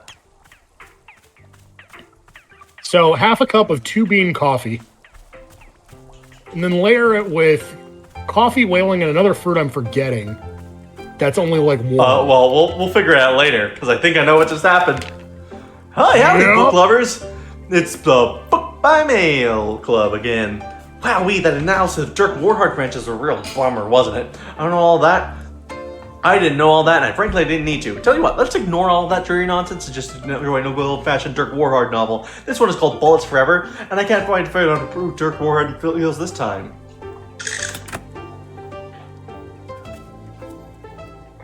Let's fucking go. It had happened. The unthinkable had happened. Dirk Warhart was dead. No! How did this such a tragedy become to pass? It all began exactly 2 weeks prior. Dirk Warhart had just successfully conducted a top-secret mission to eliminate the world's #1 terrorist, Richard McElevator. Technically, every mission Dirk Warhart engaged in was top secret, yet Dirk Warhart was also the single most popular and beloved individual on Earth, as all of his exploits cataloged extensively in the Quarterly Review magazine. The Quarterly Review magazine, Warhart Weekly, also included supplementary materials such as fashion model foldouts of Dirk Warhart and reader quizzes like, where would Dirk Warhart punch you to kill you instantly? Readers of the latest Warhart Weekly would learn how... Wait. What? Okay, so It's a quarterly magazine called Dirk Warhard Weekly. Oh my god. Would learn of Dirk Warhard defeated the world's #1 terrorist, Richard McElevator, in a thrilling high-speed boat fight. The fight didn't actually take place on a boat. More so, it featured Dirk Warhard literally lifting a boat out of the water and smashing it, Richard McElevator to death with it. Dirk Warhard had never killed a criminal with a boat before, and the sheer thrill of it blew his mind. In fact, days later, he was still riding a breathtaking high. Yet by the weekend, his adrenaline had cooled off. And the reality began to sink in that it was an experience that he'd never again get to relive. After all, Richard McElevator had been the world's #1 Oh my terrorist. god. The next big thing Dirk Warhard would accomplish at this point would be crush the world's #2 terrorist with a boat, and that just didn't light any sort of fire in his soul. For days he languished in a cruel depression, tortured by the joys of a life he'd never get to relive. And at last, after 2 full weeks of despair, Dirk Warhard arrived at an ingenious realization. If he were to die, then he would be able to travel to the afterlife, where he could once again defeat the world's #1 terrorist, Richard McElevator, in a high-speed afterlife boat battle. Oh my god. Thus, Dirk Warhard set out on a high-stakes, life-threatening mission to die. Ugh. This effort proved more difficult than expected. He had spent decades training his skin to resist bullets and building up spiritual karma to resist the magic of voodoo effigies. He drank poison every morning, guzzled poison as he was going to bed, popped poison pills periodically during missions. A doctor once said his body was more poison than water, and that made Dirk Warhard so happy he shot the doctor right in the kidneys. In the end, he decided to think himself to death. Dirk Warhard made it a prone of pride to never think too hard about anything, and so was perhaps the only way in which he was truly vulnerable. He began by attempting to spell long and complicated words, yet discovered he was just a natural genius at spelling. And then he decided to invent entirely new, much more complex words to spell, and found he was a master at that too. Finally, he decided to invent and spell the single longest word imaginable, and that's what finally got him. The word was so long that it took him 2 weeks to spell it, after which time his brain gave out and he died due to his sheer hatred of letters. The last thing he yelled before blackness consumed him was, "Hell had better rule." When Dirk Warhard came to, he was lying in an old wooden ferry, floating down a gray river drowned on all sides by heavy brown mist. The stench of death hung in the air. Standing next to Dirk Warhard on the ferry was an ancient-looking boatman, a frail and bony figure covered from head to toe in tattered black cloth. The boatman propelled the ferry onward with a spindly wooden oar and groaned as he rowed. After some time, the boatman looked down at Dirk Warhard. Oh snap, are you Dirk Warhard? The boatman began to tremble with excitement. Oh my god, I am such a big fan. You're a freaking legend around here. A lot of people I ferry were killed by you. And indeed, as Dirk Warhard looked around the underworld, he could see it was packed with perished souls, many of whom he had killed either intentionally, unintentionally, or both. He recognized many of the evildoers he put away, villains whom Dirk Warhard felt a moral responsibility to eliminate because they had wished to harm the everyday common man. But he had killed a lot of the everyday common man too. Janitors, doctors, improv comedians. Dirk Warhard pursued his passion for violence with eyes unclouded by discrimination or class distinction. In this sense, he was the most moral human to ever live. He recognized the souls of many political envoys and ambassadors whom he murdered, peaceful people who had been specifically assigned to protect. A small voice in the back of his head kept wondering why he kept getting assigned to protect peaceful political envoys, but he easily crushed the doubts with an unstoppable mind. Another victory for freedom of thought. Dirk Warhard took some photos with the boatman and signed his copy of Warhard Weekly, and then the two of them proceeded down the river. As they went, still more unrecognizable faces of the people he had eliminated passed by. Many of the handlers who had been assigned to him on missions, lovers of all shapes and sizes, cashiers who'd accidentally given him too much change back, driving instructors administering his driver's license exams. Dirk Warhard had tried to get his driver's license many times over the years, but his driving was so precise and so extreme that every driving instructor who had ever ridden the car with him had spontaneously exploded from the thrill of it. His lack of a proper driver's license continued to be a point of friction between him and his agency. And at last, they passed by the face Dirk Warhard had been searching for all along. Richard McElevator, the world's #1 terrorist. Look at him standing over there so smug and secure, thinking he's safe just because he's dead. Dirk Warhard boiled over with rage. He leapt from the ferry. Then in midair he grabbed the ferry out of the water and smashed it down upon Richard McElevator's head. The ferry split into 1,000 pieces, and Miss Richard McElevator, the world's #1 terrorist, was eradicated completely from all planes of existence. The boatman, who'd been thrown from the ferry when this happened, began hooting, hollering, and pumping his fist. Yes, bro, yes! Just like that! That's how we do it here in this house! And for his part, Dirk Warhard felt the same rush of pure bliss as he'd felt during his previous boat kill. The same joy filling his soul completely from within. And he knew that the adventure had all been worth it. Until a figure of pure light emerged from the heavy mist. This being was impossible to describe. It felt to Dirk Warhard like a figure from a dream he'd forgotten from long ago. The being was almost impossible to directly perceive. When Dirk Warhard tried to look at it, he felt only a sense of balance and equanimity.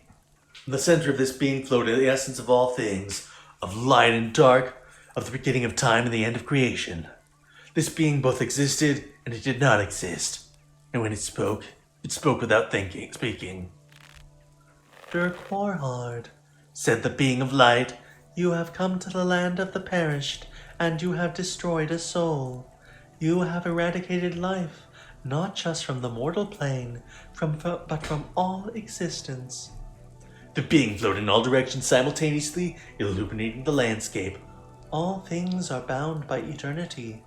Even in this place, life is merely exchanged in a continual transfer of energy. It is this perpetual movement of life, its ebb and flow, which gives rise to consciousness. Your own consciousness depends on this life energy. To destroy it is to threaten existence itself. Now the being of light coalesced into a single form and stood before Dirk Warhard. Come, Dirk Warhard. I extend to you my friendship and my knowledge. Your power is so immense. I ask you to employ it on the pursuit of true compassion towards others. For there is no power so great as that which stems from a place of genuine love.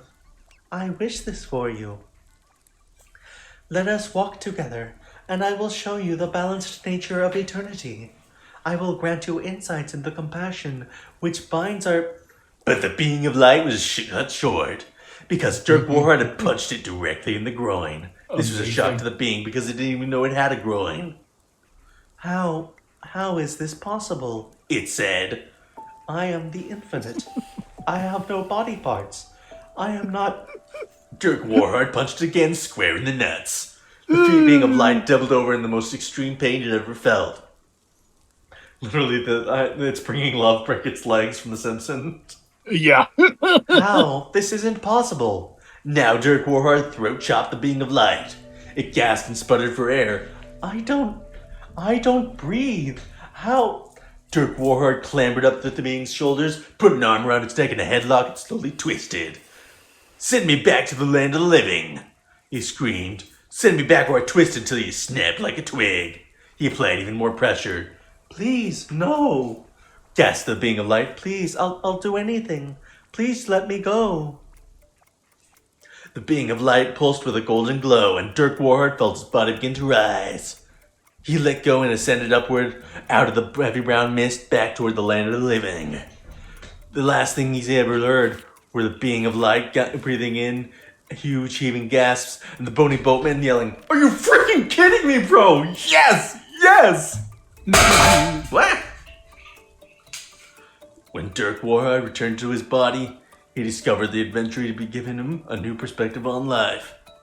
Going against the general stage for thinking, he reflected on the fragility of the human existence and how easily a life is taken. He felt a weight in his chest when he thought about all those perished souls who would never again breathe fresh air, who would never walk in the grass nor spend cherished time with their loved ones they love. And so, with this new outlook on mortality, Dirk Warhard decided that he would live forever. After all, he'd already been to the afterlife once, and to be honest, it kinda sucked, so he'd rather not go back again. This was a huge relief to decide because it solved a lot of problems, and he felt the weight in his chest lift completely. With another successful mission behind him, he sat down and began describing his new perspective on life and mortality for his column in Warhard Weekly. He was also the editor chief of the Warheart Weekly, so he'd have to be up all night editing, revising his own writing, not to mention inventing a whole host of new complex words. But that was just the way he liked it. He grinned. God damn, it's good to be alive. It was just another typical day for Dirk Warhard. Good God. God bless you, Dirk Warhard. Well, I think we can safely say that was the best one. Tremendous. Alright, what the fuck do you want, Nana?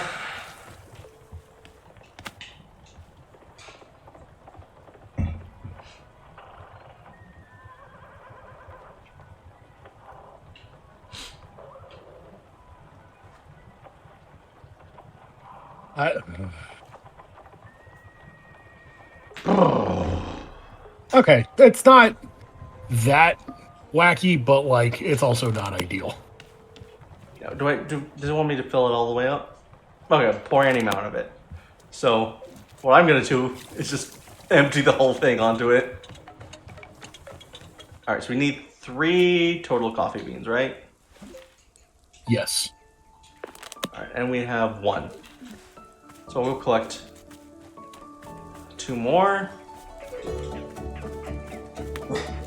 Oh, shut up, Gumbo. Ooh.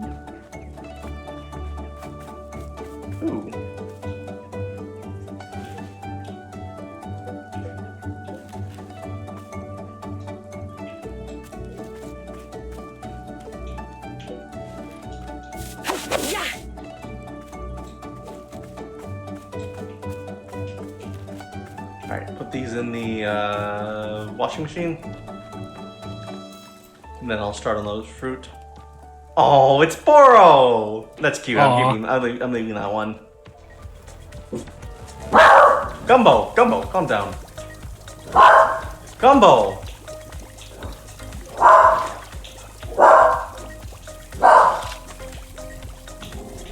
Gumbo, please.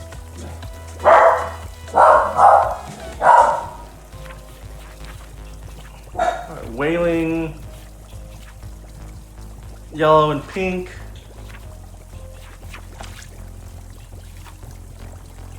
And Melium. Ugh, I don't know. Maybe that's green surrounded by pink. Could be.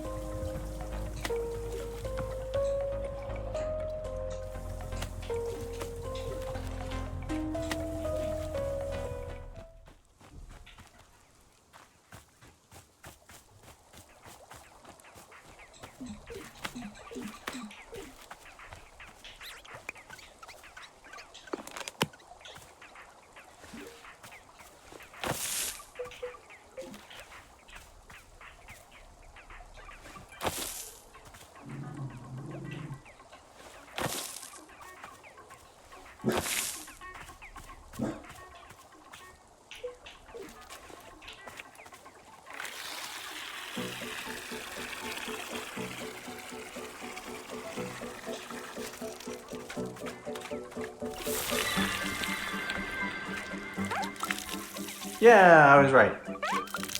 Ooh.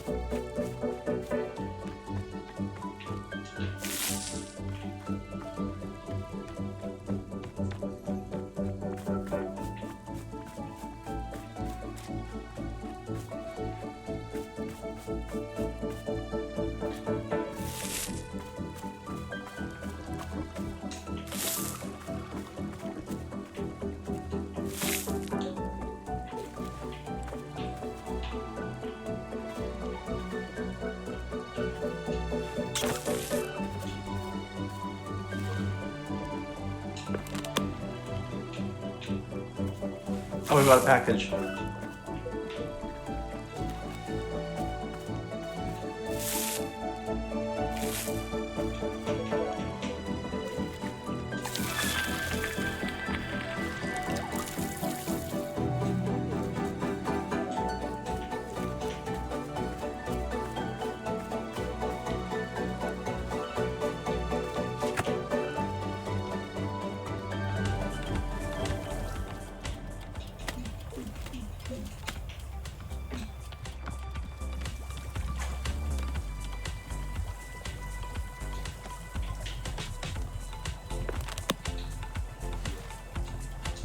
Alright, so boiling, 2 watch coffee beans. Okay.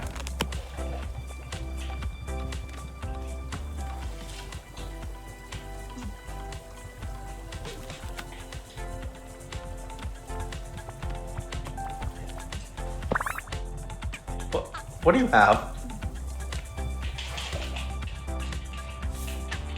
A seed of some kind.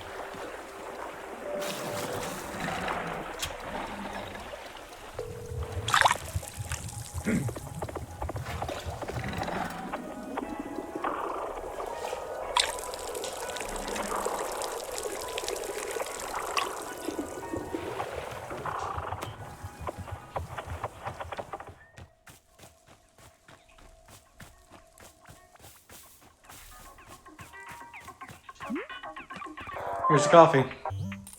Mm.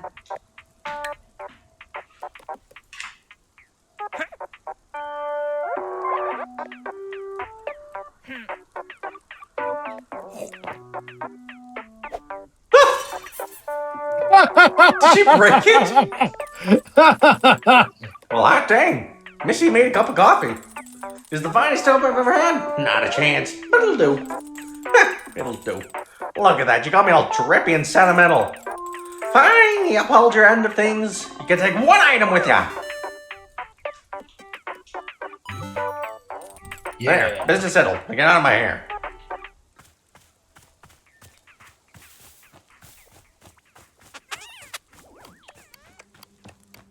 Is little Boro. He's little Boro. we will be placing this right here. Now, I think we got a letter from the mayor, and then I'm gonna go collect some mushrooms. Oh boy. The person who's mailed me so many packages. Detective Greyline here. Well, if it isn't my old rival. Yes, for a time you thought you had bested me with your admittedly very impressive ability to turn up critical evidence at a moment's notice. But it is I who is getting the last laugh. You see, your latest packages contain clear evidence that Mayor Quimson had been for years conducting underhanded deals with corporate magnates to ensure the downfall of our city's detectives, as to allow these leaders of industry to bring corporate presence to the town while conducting business in unscrupulous and illegal ways that would have been difficult for detectives like me to unearth if the mayor's plan of suppressing all detective work had been successful. Also, they kept building buildings right next to each other for some reason. Therefore, Mayor Quimson has been deposed, and I've been elected to take his place. That's right. Mayor Greyline is on the job. Oh God. You and I have had our differences. Can't say I respect your methods, but I'm grateful for this one last gesture on your part. Attached is a photo of me. Hang it somewhere special. Until next time. What does Greyline look like? Yeah, about expected.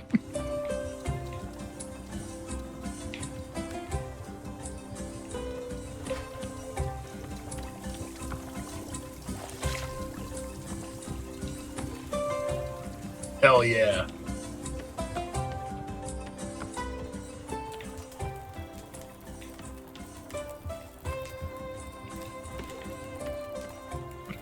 Oh, that actually fits nicely.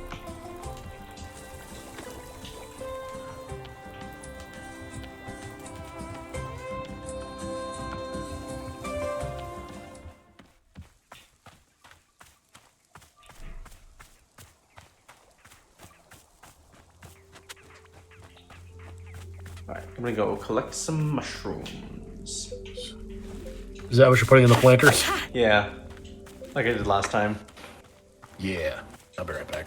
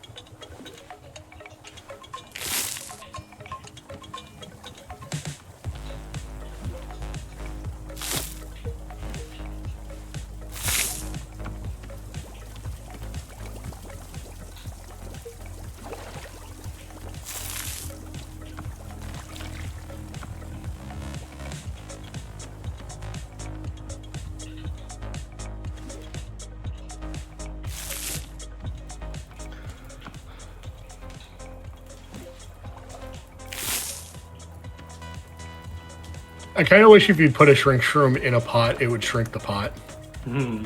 That'd be very funny.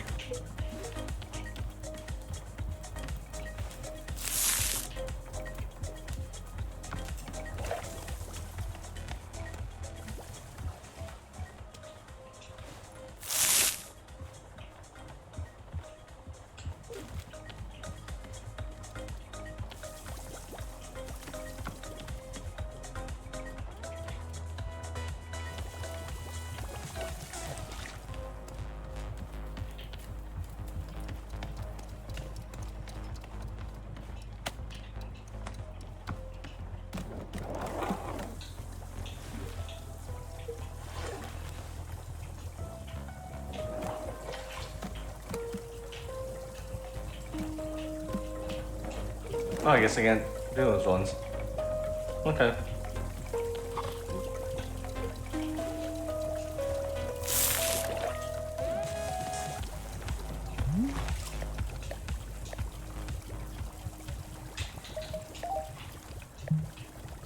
Well, what else is there?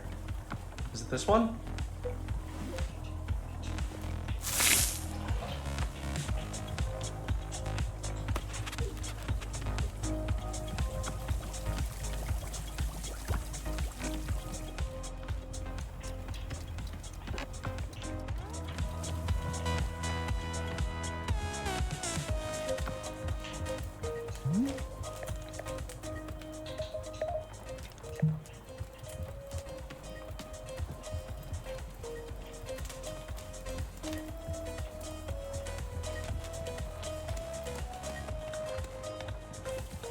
I don't see any planters that are unaccounted for, except for these two. Maybe those. I don't know. Like, look, I can't put things in there. Oh.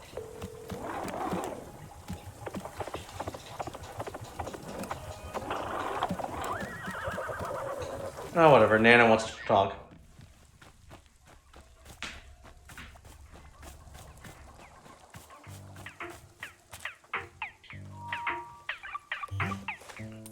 Hey, you there. Come here. Hello, customer of Wanderstop. How may I help you today? Ow! Cut the crap. I don't need your sass. Look over there. The child, the one behaving like a little gremlin. Where's his parents?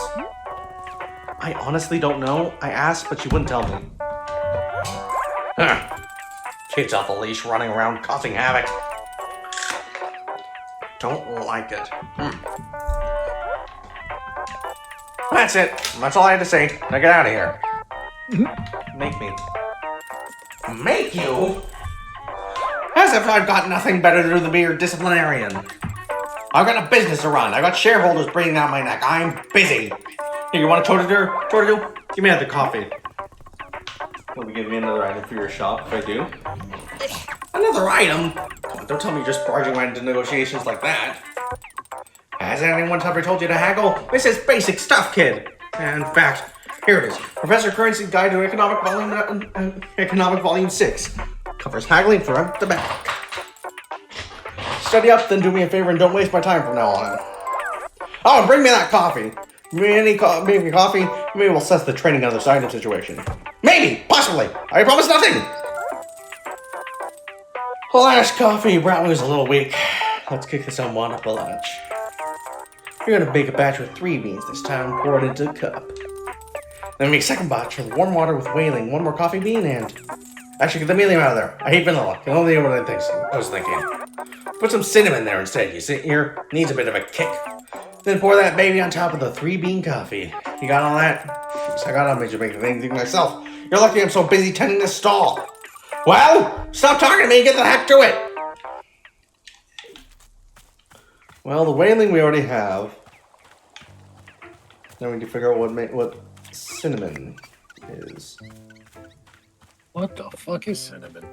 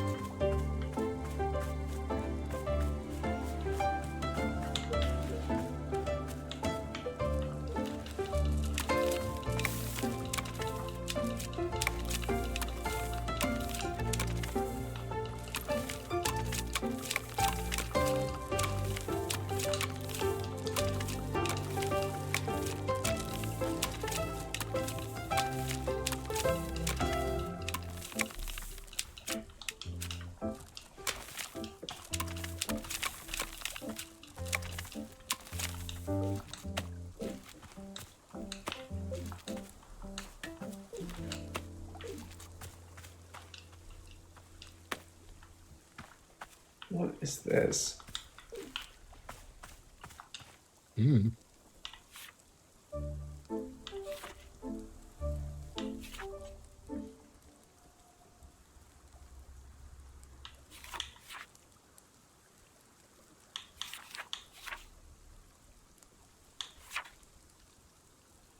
Pellmelon. Okay.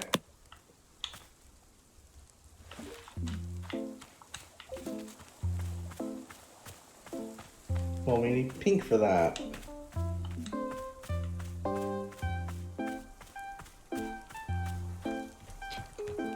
What you up to, you little turd? Just kicking up dust everywhere. Fuck you.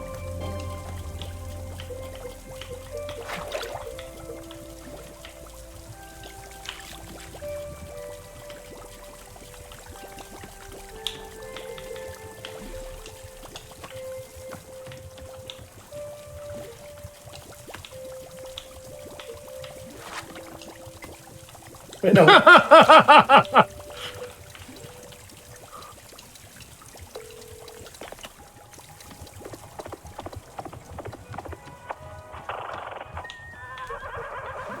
Yep, you're definitely listening to a horse.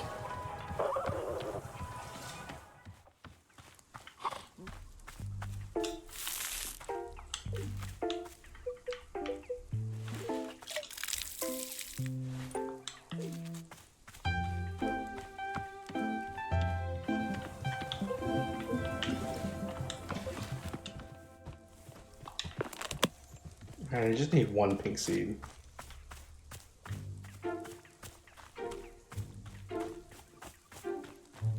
We saw that bush earlier that was growing then. Let's see if we can find that again. Yeah.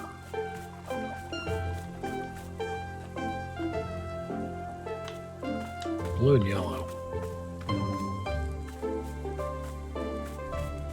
Is this it? Hey, there's a pink. Yep.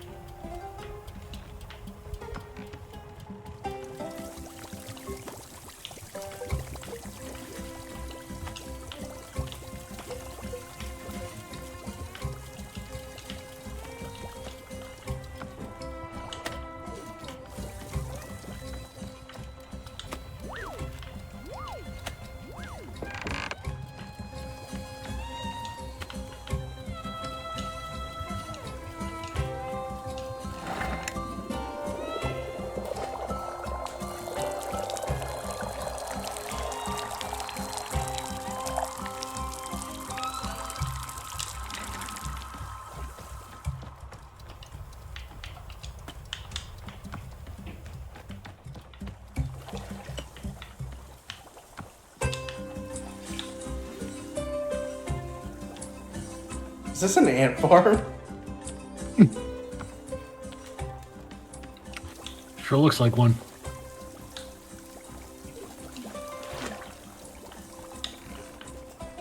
It is. Yup. Alright, you read this one. My voice needs a break. All right. Welcome back, reader, to the thrilling world of economics.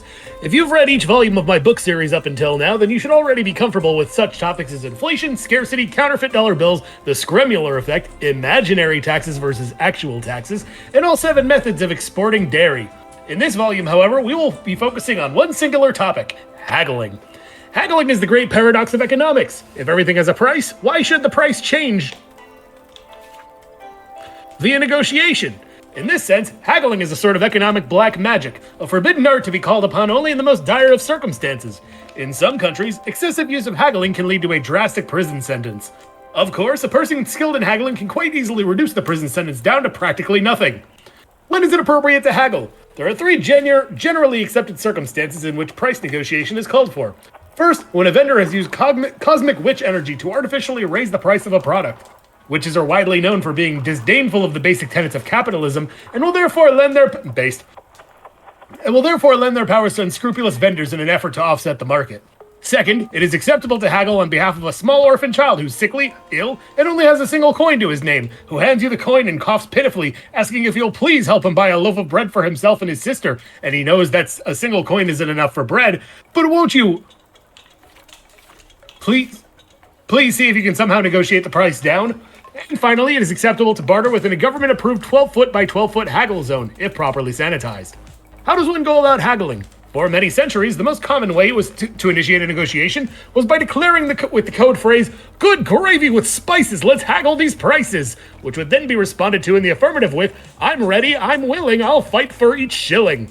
However, starting in the plated era, customs began to shift in favor of more physically confrontational methods, such as haggle slapping. Over time, haggle slapping I can't get over that phrase. Over time, haggle slapping waned in popularity due to government regulation, and a more formalized combat handshake took its place. You are, of course, welcome to use a combination of these methods depending on the local customs. So, let's say the pre-haggling rites have been completed and the negotiation itself has begun. Now what? It's time to remember the number one rule of haggling. Always, always reject the first offer. It makes no difference what the content of the first offer is. Even if you've been offered everything you're seeking plus another 25% on top, you turn it down. Be sure to couch your rejection in a pithy, condescending remark like, "Haha, okay, we've gotten all the pathetic joke offers out of our system, let's get down to business." The reason for this is simple. Haggling is all about establishing dominance. The person with the most confidence is always the one who wins the haggle, regardless of what the actual terms of the deal end up being. And the most important aspect of confidence is knowing that you can walk away at any time for any reason. You must be willing to burn everything you cherish to the ground at the drop of a hat simply to spite someone who is slightly more arrogant than you. For this reason, after you reject the first offer and your opponent makes a counter-offer, the sensible thing to do is strongly consider rejecting the second offer as well. Regardless of the details, many business people will flip a coin to decide whether to even consider the second offer or reject it outright. Of course, coin flips are well known for their better-than-average odds, so you may wish to instead roll a series of weighted dice to create a higher likelihood of turning their offer down. If you've made it to the third offer, well done. You are now entering the vaunted Master's inner circle of haggling. If up until this point the negotiation has been like a game of checkers, from here it becomes more like a game of 8-dimensional underwater chess, played both forward and backwards in time entirely within the mind of a genius 12-year-old who's simultaneously crushing the world's leading chess champion in a real-life chess game on top of a mountain. At this point, there are no hard and fast rules of haggling.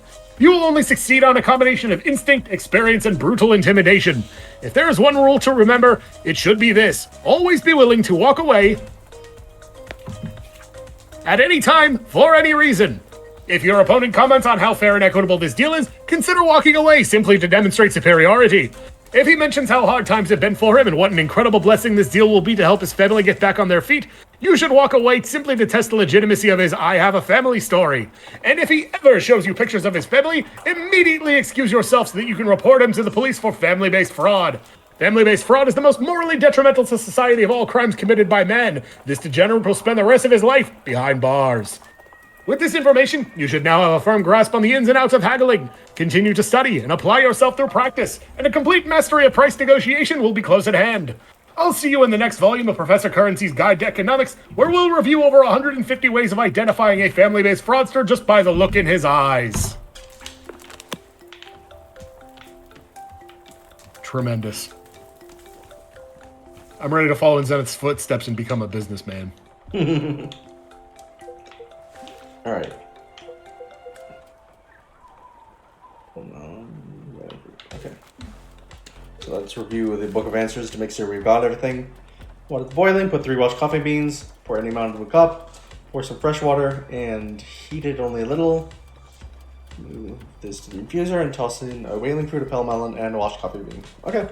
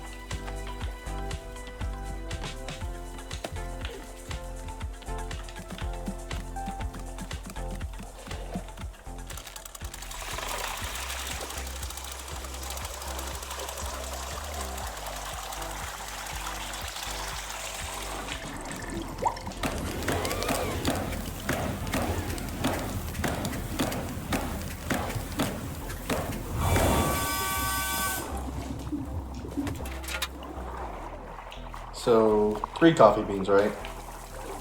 3 coffee beans first.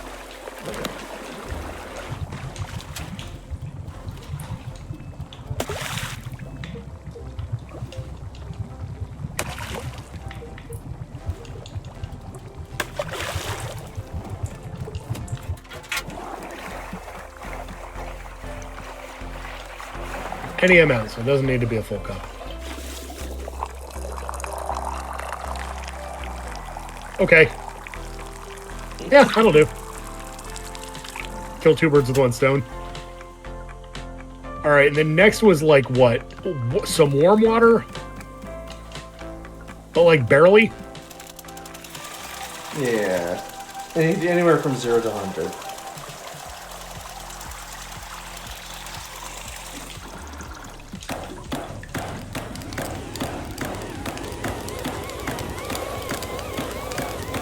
That's fine.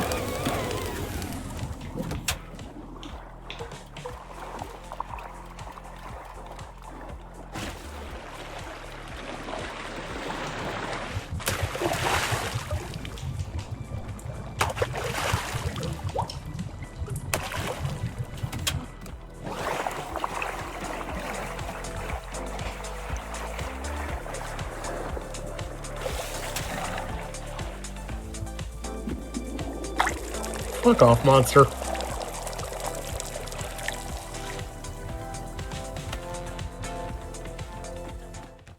And Nana, boy, do I have a wet mug for you. Here you go.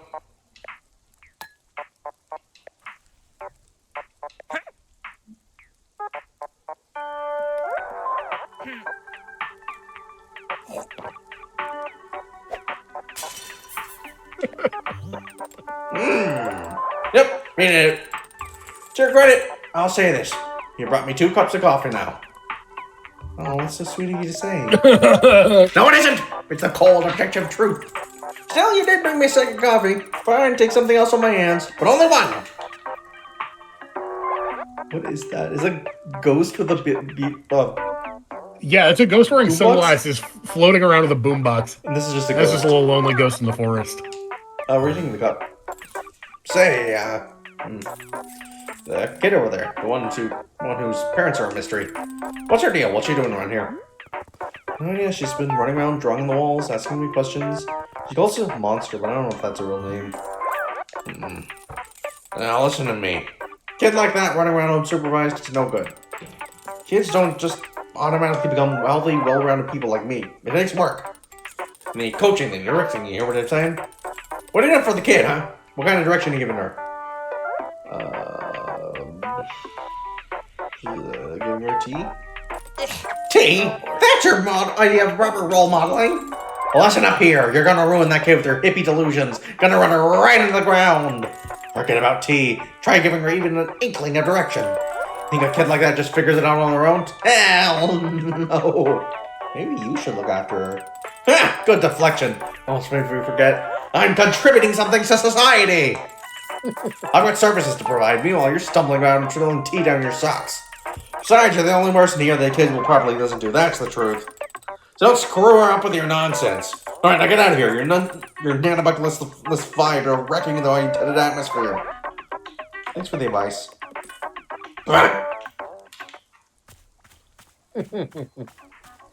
You're growing on her.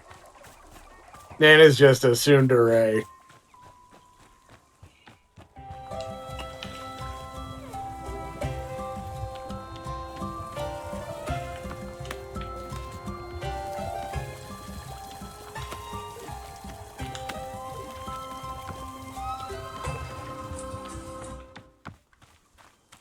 Hi, monster. Hey, I got a question.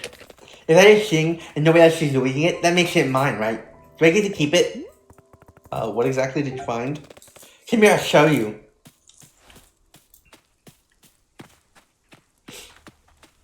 Oh, she's going for the sword. Oh boy.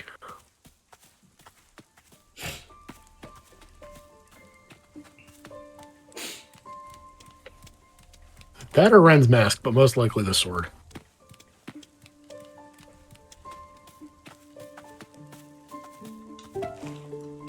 Look, it's a cool sword. I found it Yep. so I get to keep it, right?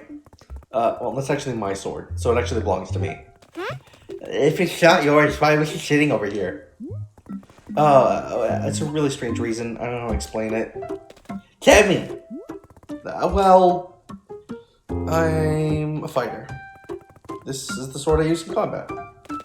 You're a fighter? Yeah, 8 years professionally. Whoa, that's so cool. Where did your sword come from? How'd you get it? I had it made for me by one of the truly great blacksmiths where I lived. I gave her endless instructions and specifications for how it should feel and what it should look like. When I held the finished work in my hand, I knew beyond a doubt that it would help me become a champion. Endless days I trained with only this sword over and over, learning its ever subtlety. Years of practice, hundreds of fights, all using this sword. By the end, I felt complete and total mastery with it. This sword was made for me. I shaped myself around it. Well, do you also rest this big stupid mask while you're fighting? No, the mask belongs to someone else. Have you ever killed a person in a fight? I don't want to talk about that. But I don't want to know. I want to know everything about fighting.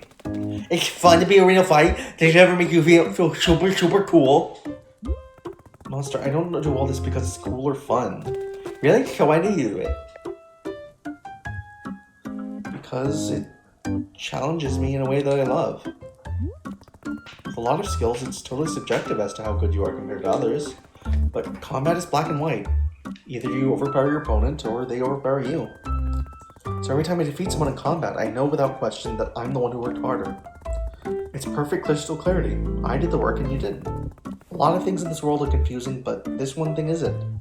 It's incredible. What? What's that look? You are the coolest person ever!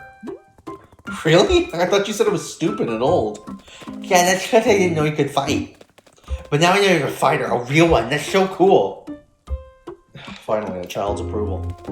Aw, man, Jackie Noyan will freak out if he knew I was hanging out with you. Give me more tea. I want more tea. To drink or to abandon? Yeah! Listen, if you want tea, you should request a specific kind. What's your favorite taste or favorite thing to eat? Sometimes I eat dirt, but not because I wanna. Just to make Annabeth so mad, which I like.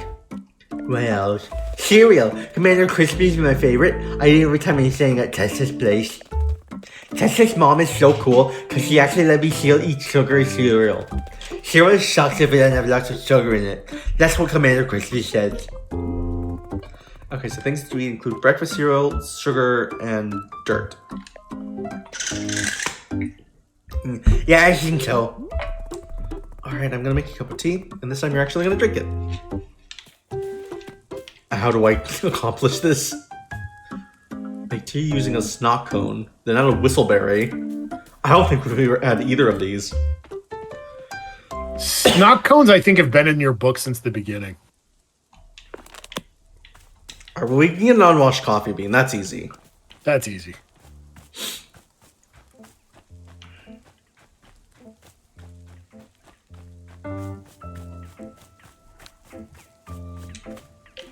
Done. Alright, snot cones. I just saw it. There it is. Flowering snots. It's all yellow. All yellow, okay. And what was it? Whistleberries? Whistleberry. No, we don't know yet. Pink with not blue, not green. What? Maybe green. No, pink with green, probably. Yeah. It's the only combination we got left. Oh, we got one pink and a ton of green. Perfect.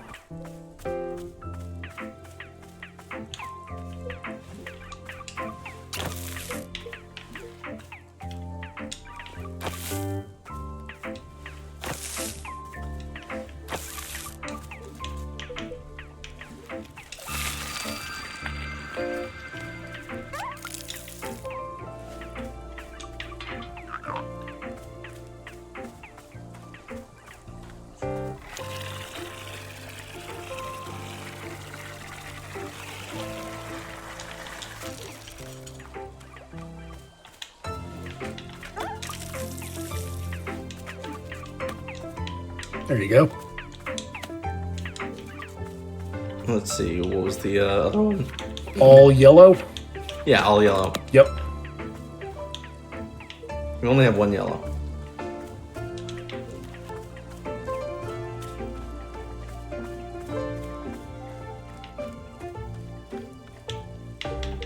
Well, you can plant that and get a bunch of seeds off of it.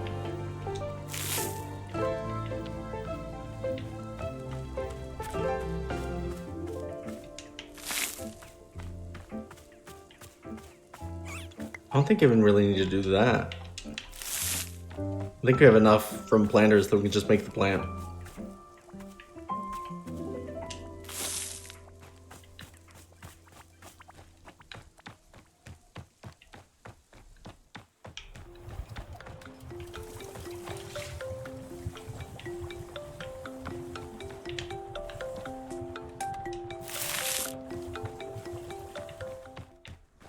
I thought it didn't work like that. I thought you had to plant the seeds in order to get a hybrid. Nope. Oh, cool.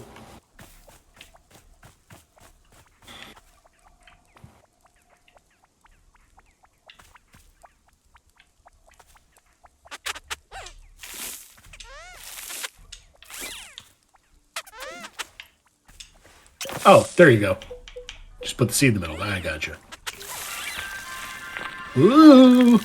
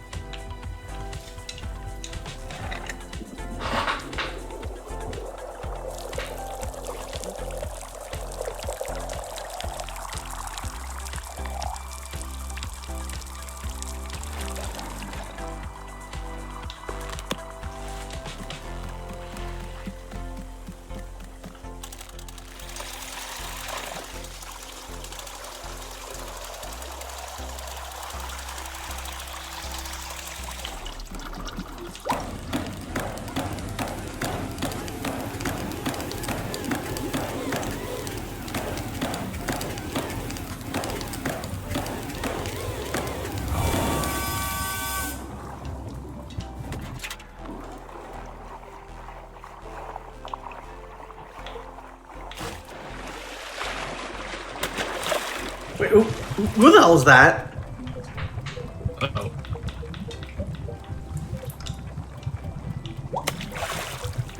Who the fuck?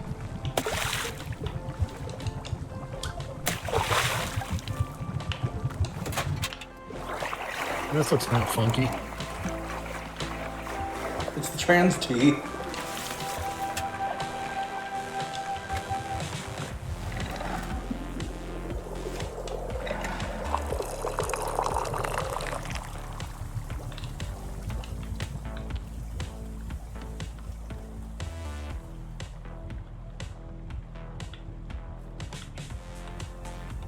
You just have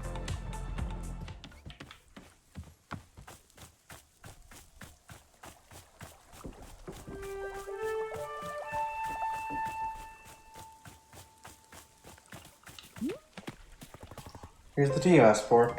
Can I have a different one? No, drink it. Okay. What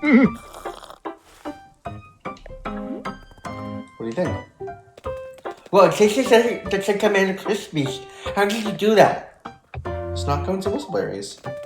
Well, I know what those are, and you can't make me learn. Maybe tea doesn't suck if it tastes like Commander Crispies. And it's got the taste of dirt too. Tea tastes like everything. I didn't know tea was this cool. Why didn't you tell me this tea was this cool? I did. Yeah, but it didn't sound cool enough for saying it. You need to sound cooler. Oh, there's something I need to ask you. Do you think there could be a lion in a fight? Definitely. Yeah, I think so too. How about a whale? Could you beat a blue whale? That's, I don't know how that would work. Definitely. Oh, see, you just kill with your sword or your hands. Oh, yes, obviously. Which would you rather fight, a lion or a whale? Lion. Yeah, me too. I want to wrestle a lion to the ground and eat his stupid face off. Could you beat a guy with a sword and you all the way with a toothbrush? Could you still kill him? Monster, combat isn't just about what type of weapon you have. Combat is about control. Control is physical, but it's also mental. Control is knowing what your opponent thinks, what he fears. If I knew exactly what my opponent wants, what he's scared of, I can win every time. That's how I became a champion. I made sure nobody can control me. Whoa! This is so cool. I'm learning way more than I ever did in school. Stay in school. No way! I'm not gonna let school control me. Alright, that's great, Monster. Can I have the cup back? Of course not. Well, I'm gonna have some of this tea.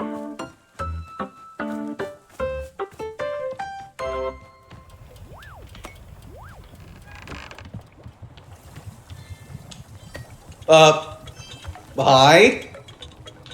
Alright, I'll deal with you in a bit.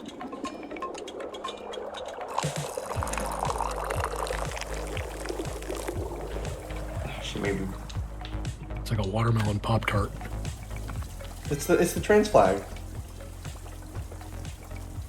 Dot, I don't think we see the same colors. It's blue and pink! It's pink and like seafoam green. It's light blue. Coffee means. God damn it. The coffee ruined it. Oh, it's Juju herself.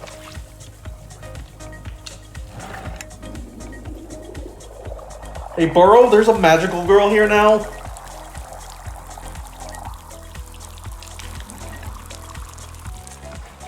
Where did she go? Yeah, hi, what's up?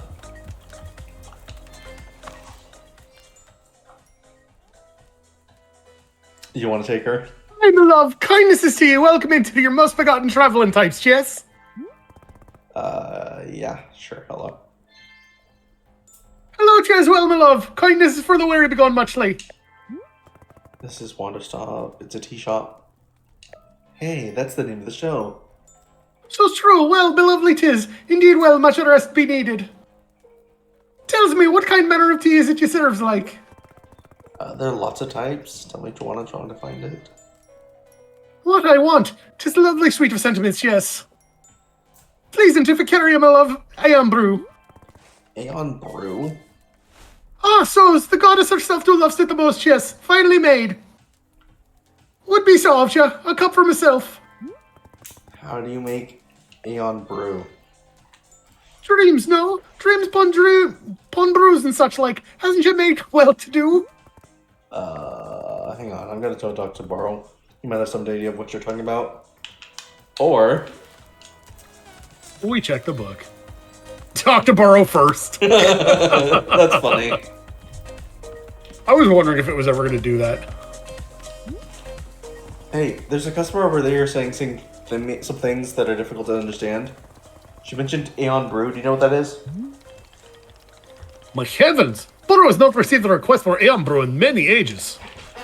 This is one of the elder drinks used in ceremonies from long ago. A new friend must be from Old Aeon. What a treat.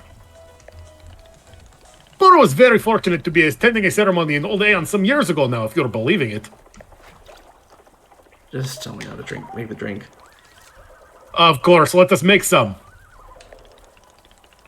There are several steps we must be following. First, use only cold water. We must be infusing the cold water with these ingredients in order. First, a dope shroom. Second, a vapor sprout.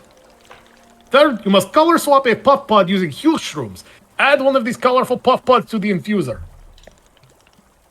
Fourth, toss in a blue loop. After all of this, you add the T-ball, then you must let the ingredients sit for 1 full minute. Oh, fuck you. Then finally, after a minute, 1 more T-ball into the mix.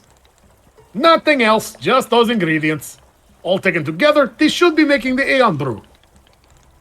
If Burrow's memory is serving correctly, that is. Memory is not my strongest suit, not like bowling. Much better at bowling. I hope this is helping. Let me go make this tea before I get distracted by something trivial. Very good. I hope our new friend enjoys the Aeon Brew. Fucking hell. God fucking damn damn it. Dupe shroom. Waper sprout. Waper sprout. Does that mean does that mean I have to shrink the I think so, yeah. puff pod fern? With huge shrooms. What's a blue loop? I don't know. Okay, so puff pod is 3 pink and 1 blue. Oh, Waper Sprout's the fruit. Okay, that's fine. Okay, yeah, that's fine. We can do that. And then what's a blue loop? Oh, Well, green. I assume surrounded by blue. I guess so, yeah. Kind of would have to be, right? Alright, what seeds do we have? We have enough for... We can make a blue loop, that's fine. Cool.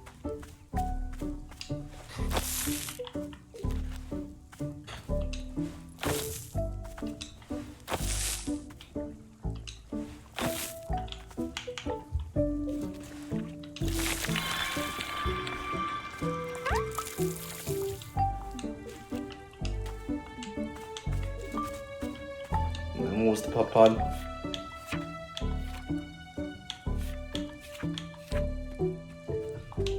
We need 3 pink.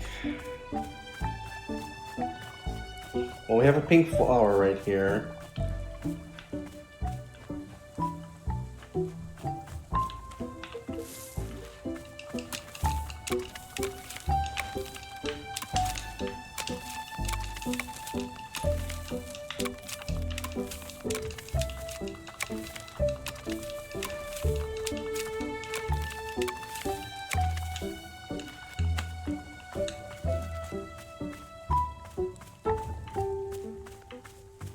Oh, here's another one. I just need one more thing. Hi, monster.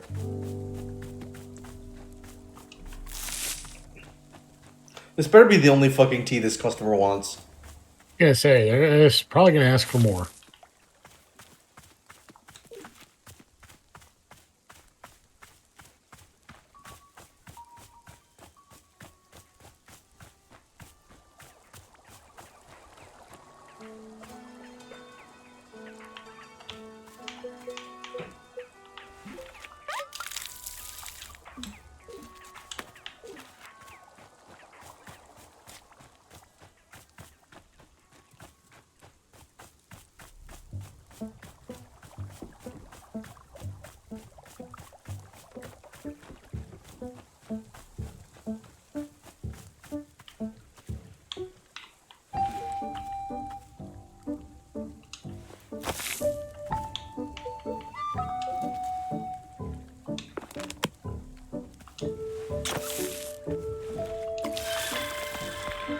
And this one want a color change.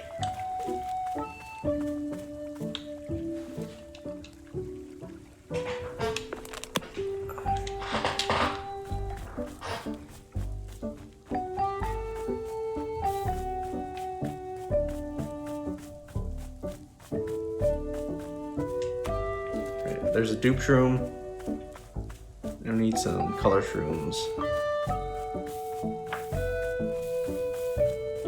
Hello, Life is a Thorn. Welcome to chat. We are most of the way through the game, actually. Yeah, we're really close to the end at this point. Supposedly. It is a very cute game, though. It's very, very funny, too.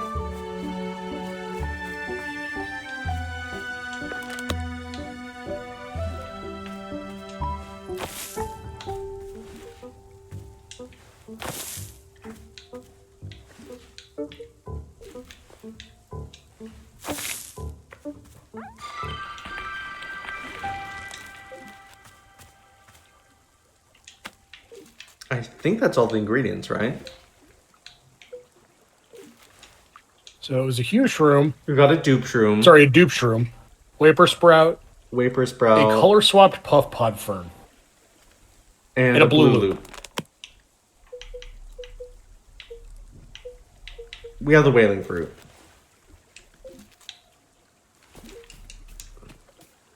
Vapor sprout. Oh, right.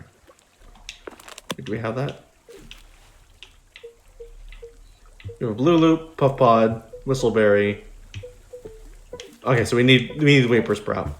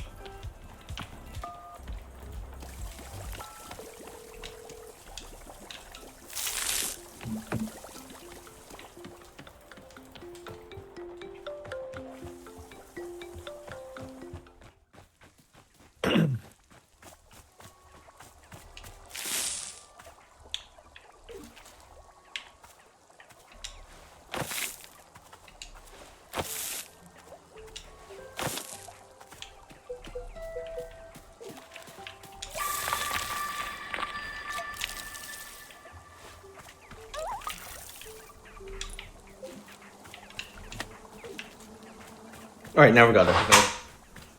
Yay. All right, so fresh water, but don't heat it. Okay.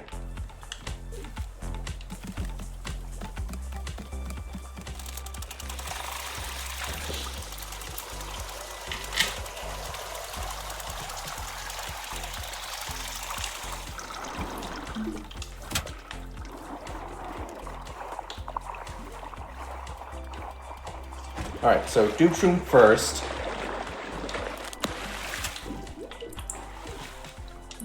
Then a vapor sprout, Yep.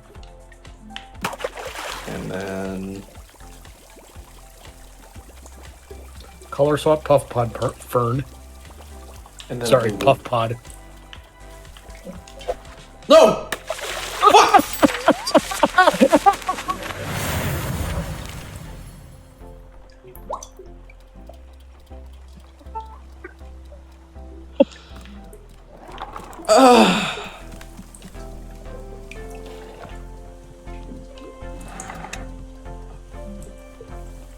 Oh no!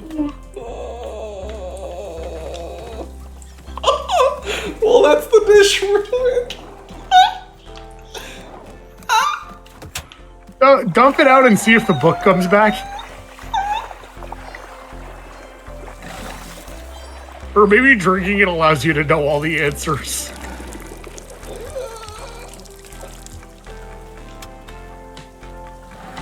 Oops. Oh no! It's fine. We lost the vapor sprout, right? Yeah, and the shroom. That's fine. Those are easy to get back.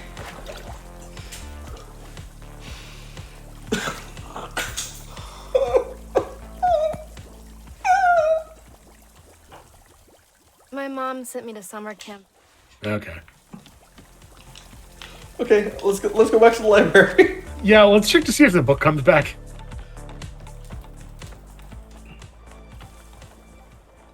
Uh-oh. Nope. All right. Working on your team, miss. little hiccup. Jordan, I need you to look up the recipe online. Yeah.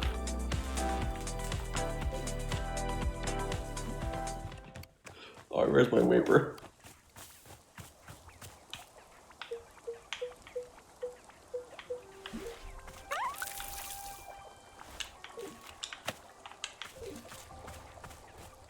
Oh, we've got a new letter.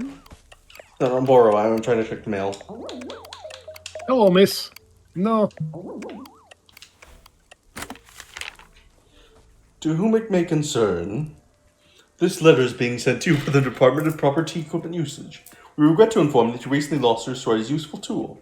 While such accidents are perhaps inevitable, when it comes to useful tools that are necessary for running a tea shop, there is simply no margin for error. We have sent you a replacement along with our admonishment not to fall in with similar mistake to go in the future. Yeah, so that was the other thing I looked up, which is if you accidentally get rid of the Book of Answers, what happens? Someone said gets sent back to you. Hey, what's the coolest fight you ever done? The coolest? I fought the Psycho 6 in their own home base. That's right, Solid Snake. It was us. You did? That's so cool. Who's the Psycho 6? Well, a group of 6 gangsters led by a mercenary called Running Man. They would challenge people to fight them all at the same time. They would promise all these riches if you could beat them. Almost everyone who took the challenge failed. So I went for it, fought all 6 of them. Whoa, did you die? No, I knocked 4 of them out. One had one in a headlock, and the last one ran. But they went back on their word, refused to give me any prize money. That's so cool. I'm gonna draw a picture of the fight. Make sure it's a high quality drawing. Never.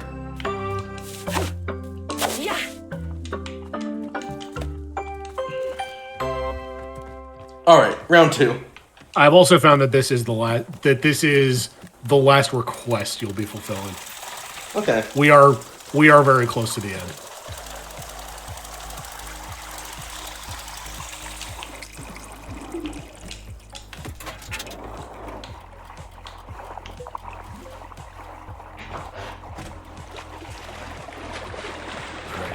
So you do not open the book again.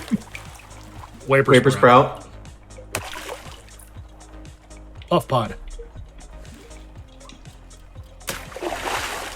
Blue Loop. Monster, not now. Now what? Monster, seriously, fuck off. T-ball. Starting the timer for 1 minute right now. The Book of Answers does... Oh, wow, this looks lovely. The Book of Answers says you don't necessarily have to wait a minute, but it's for the best taste, and we want Aeon to be happy. We want this... Whatever. Monster, you okay? Monster, what the fuck?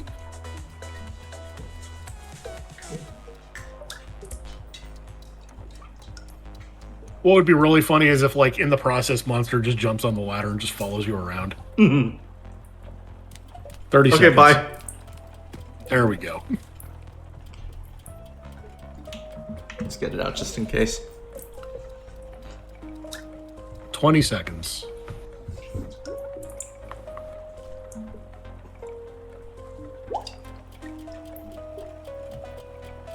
Ten seconds.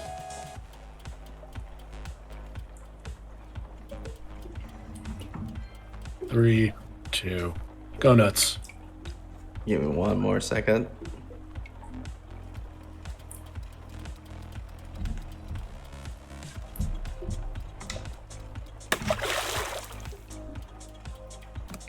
Is that it?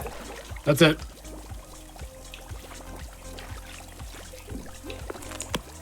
Wait. Oh, wait, it's 2 G-balls. Yeah, you did that. Yeah, Dot, you already did that. Finally, I had 2 T-balls. Yeah, waiting a minute between T-balls. Stop. Do not do anything else. You're good. You threw in a T-ball, waited a minute, and threw in another T-ball. It said finally add 2 T-balls. Yes, after you added no T-balls. It even had a note about whether or not you should wait a minute between the 2 T-balls.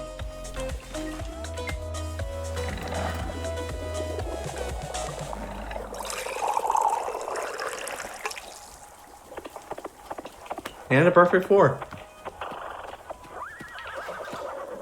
That isn't it. I think that's Nana. What? What's the issue? The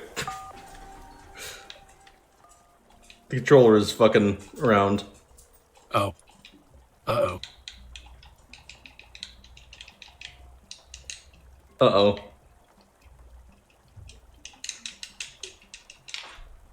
The game's like locked. Uh-oh.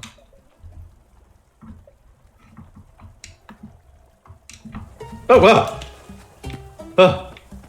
You know what? I'm going to drink it first.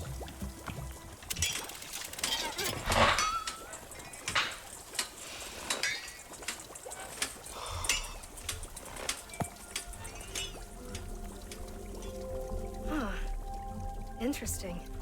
It kind of sends these weird shivers all over your body. But it's not unpleasant. It's sort of, I don't know, invigorating? Like I could stand up and dance or something. Yeah, okay. I can see how you'd use this in a big ritual. It's making me a little jittery and ready to move. Weird. Wow, and now the feeling is just totally gone. You need to keep drinking the stuff pretty regularly to make it through a whole ceremony.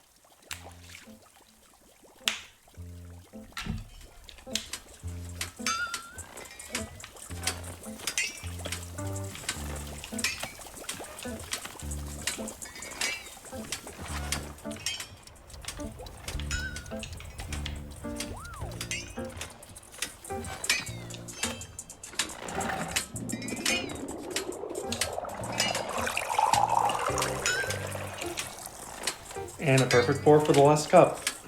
Here you go. I already forgot what fucking voice I used. It was Irish.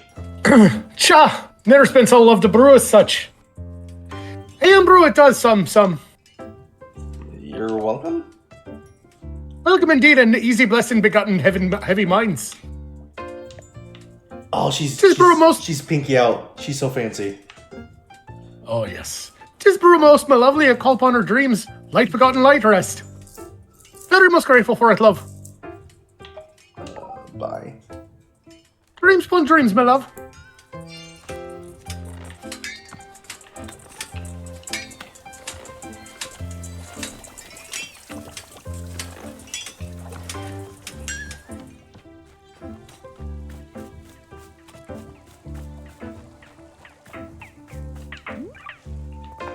How's business, Nana?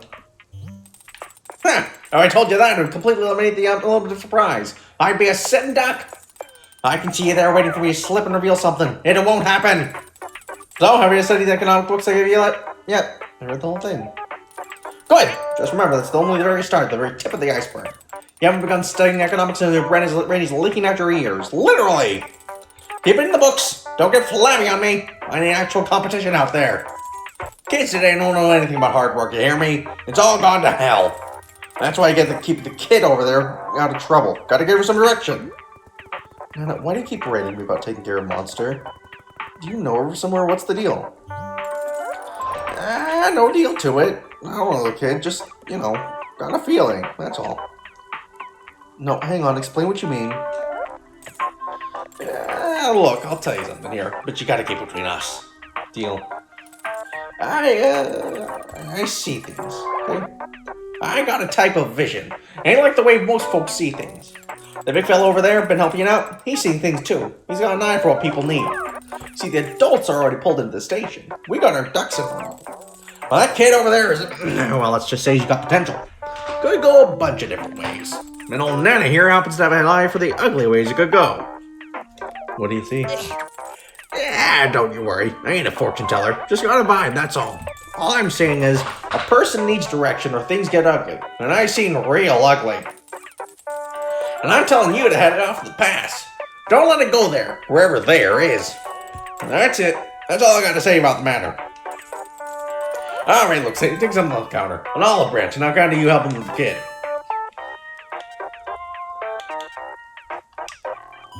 Yeah. Thanks, Nana. Don't say I didn't know I did nothing for you. Actually, scratch that. Please say I did nothing for you.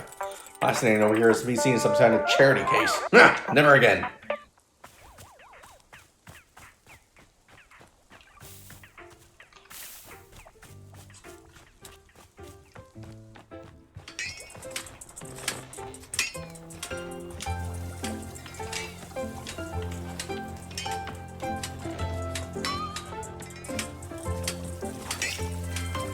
where's Monster? Yeah, hi. I did it. I drew a picture of a cool fight. Come on, I'll show you.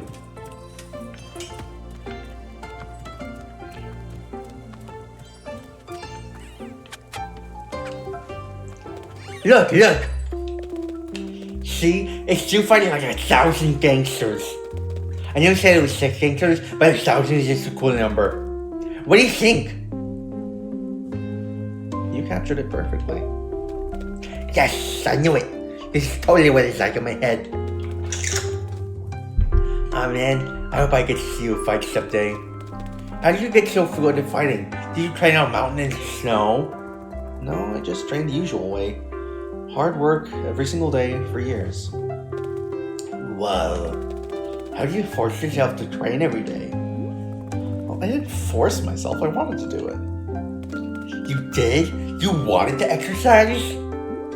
Yeah, I wanted to be great. If you want something hard enough, you'll go through any length to achieve it. Oh. How do you get yourself to want something hard enough? I don't understand. Like, if I want something, but I only kind of want it, how do I want it more? Well, I mean, when I say I wanted to be great, it was more like I had, it was like I had a voice in my head telling me what to do. Or I mean, later on I felt more like an actual person, I guess, but for a long time it was just a voice. Oh, inward.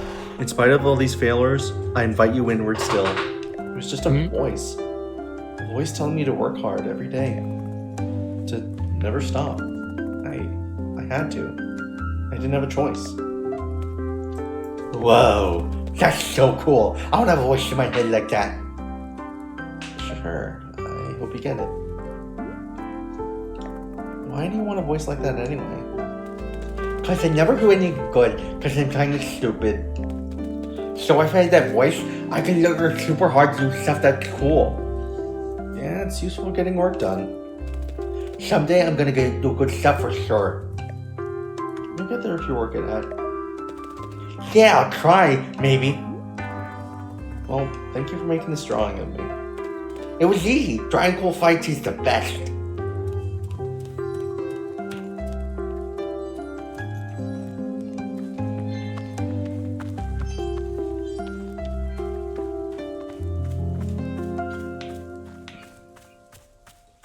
Well, I reckon we'll be entering the end game pretty quickly. Just gotta wait for someone to load in their next conversation. Need for someone to stop talking to you.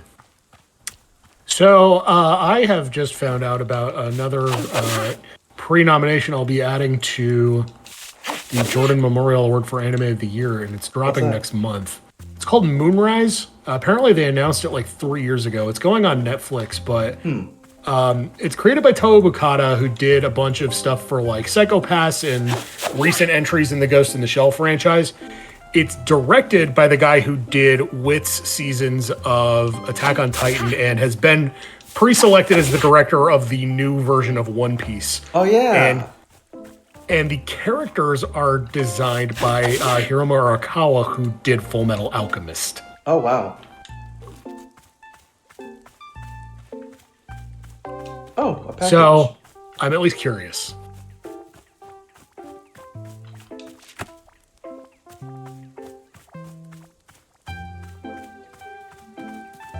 Just waiting for no one to talk.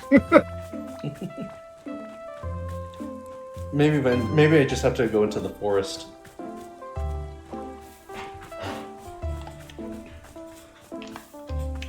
Oh, I bet that parcel was for the owl lady. Probably.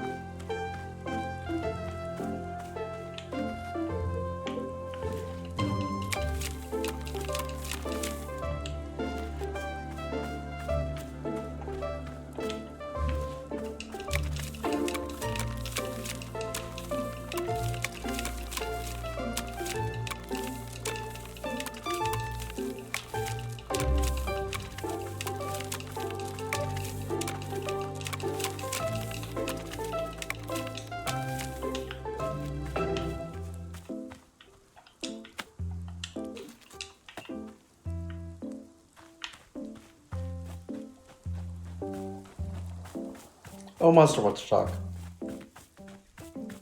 Or doesn't.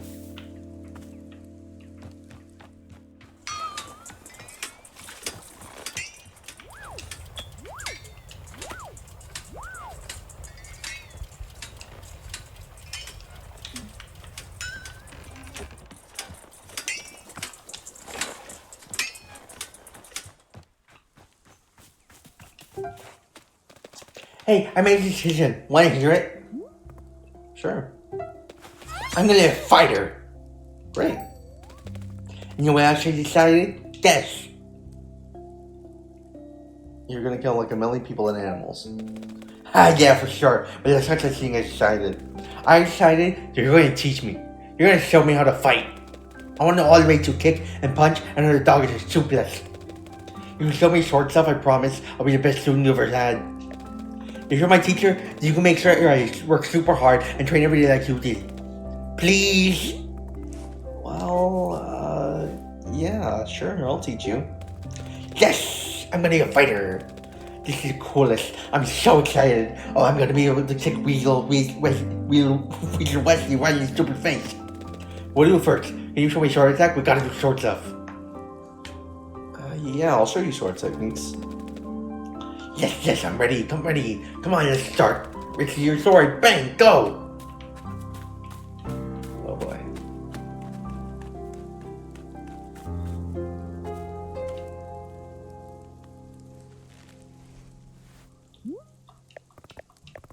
When I go home, will I be able to take my sword with me? I really hope so.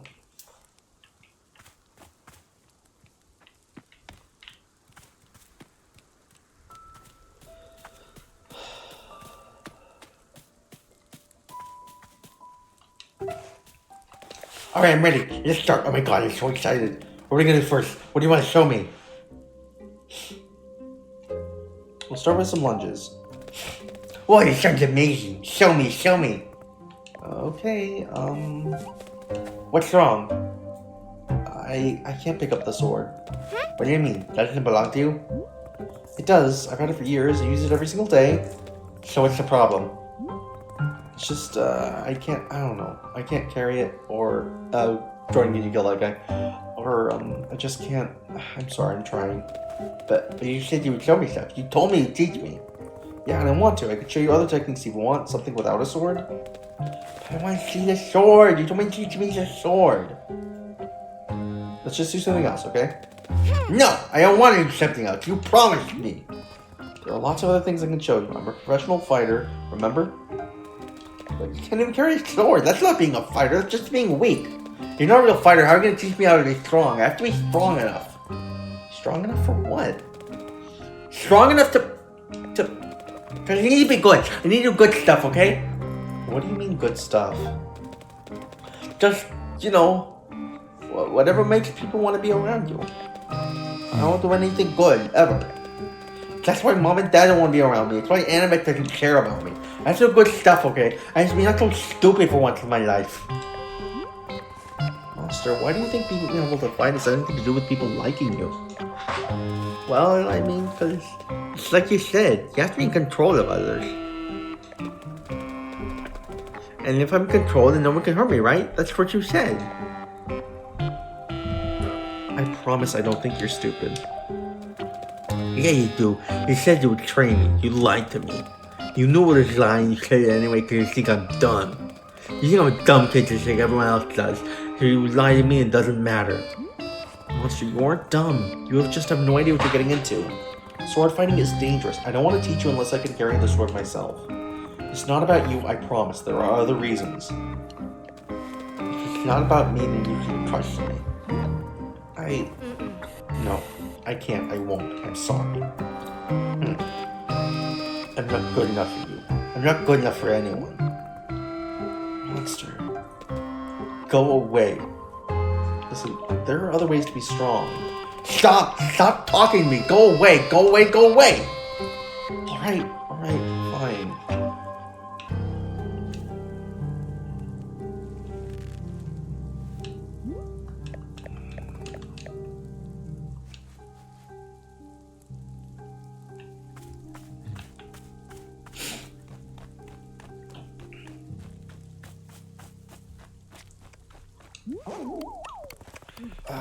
Boro, I just had a terrible conversation with the kid over there, Monster. She, I want to help her, but I can't. Ah, I see. Yes, children can be quite difficult to help. Truly, they are little minds of their own. But Boro is glad that you're at least trying your best. Is there anything I can do to calm her down? Just settle her? Well, it is possible that she... Oh, goodness. What? Over there, by the exit of the forest, I believe she's taken something of yours. Damn it, what is she doing? This keeps getting stupider and stupider. I think I should go out there and track her down. I don't want her to hurt herself. I see. Would Miss Alta like Boro's assistance at all? No. I started this. I'll be the one to fix it. Very good, I am understanding. I wish you good fortune on your forest rescue expedition. Thanks. I'll be back in a bit. Yar! Oh no! It's you! Ooh. I got it. Yar, it's me, Gerald the Knight. I'm, who am I writing to exactly? Just responding to the package you mailed me. Thank you so much for that, by the way. The package is empty, but it was addressed to me, and that made me feel really loved. Plus, I gave the package a little face and name and carried it around for 3 days. So I thought I'd send you a thank you letter. It's weird that I don't know who this letter is getting mailed to, but, you know, life is sort of like a letter you write without knowing who's going to read it or how exactly the mail system works around here. You don't really know exactly what message you're trying to communicate with the letter, so you just keep putting one word in front of the other, hoping that eventually a thoughtful sort of message will emerge if you keep going, and then just like that, bam, it never happens. Oh, hey, I'm going to send you a photo of my son Timothy. He's the best. You'd love him. This is actually a photo of the day he was born. Can you believe it? Gosh, I can't wait until I see him again. Nothing like being alone in the forest to make you wish you were at home with your kid, as they say. I miss her. I tell you, the last few days out here have really been a whole experience. I love to share everything that's happened to me, but there's no way I have enough room on this piece of paper. I'll tell you the story another time, okay? Sounds like a plan. Remember to stay safe out there and don't do anything I wouldn't do. Aww. Aww.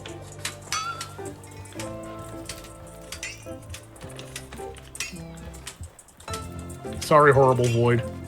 You've been replaced. This is the Gerald room now.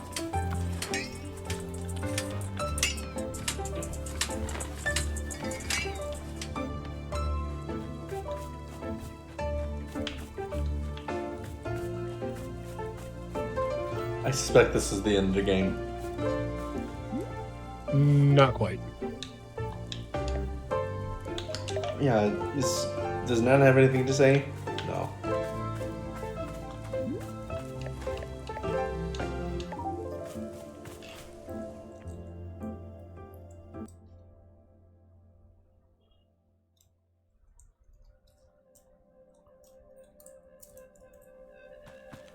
Monster! Monster, where are you? Ugh, I'm an idiot. Keep moving, Alta. Monster, can you hear me? Oh. Monster, there you are. Are you okay? Monster? Hey, what's going on? Did something happen to you? Why is your sword get so heavy all of a sudden? I gotta be stronger. What the hell? Yeah, I can do it. I can do it. I'm strong enough. You see, it's my sword. I'm the one who deserves it. How are you doing this? I wanted it. I wanted to be powerful and I got it. Monster, please, can't you give me the sword? I don't want you to hurt yourself. No! You don't care about me. You just want what I got.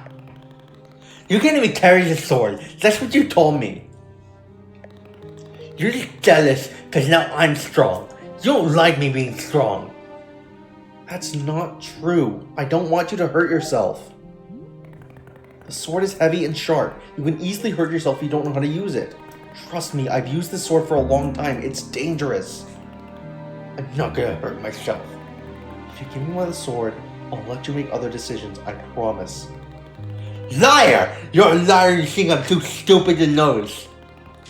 You can't carry the sword, so now I get it. I get to be in control now. Say it! Say that I get to have the sword! Monster. Say the sword is mine now! Say it! Hold on.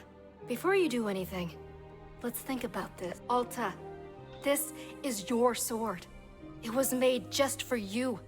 You went undefeated for 3.5 years with it. Without the sword, who are you? You're nothing. You're nobody. Don't you see that the sword is your right? Take it back, now, or you'll never be yourself again.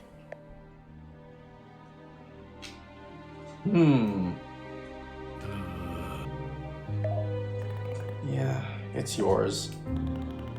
Really? I can keep it forever? Yeah, maybe I don't even deserve the sword. I'm so stupid. I screwed up. I screwed up so badly. It's mine! It's mine! Yes! I can do whatever I want. I get to be a fighter. I get to fight anybody. Nobody gets to tell me what to do again. Ever. Nobody.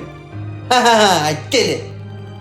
Okay, what's the best thing to do? What's the good kind of stuff to do? We're something like this? That looks good. Yeah, okay. I think I'm getting a hang of it. Oof, your dang sword. Why is it so heavy all the dang time? I'm just trying to do a stab. I'm hearing the leitmotif of the menu theme coming back.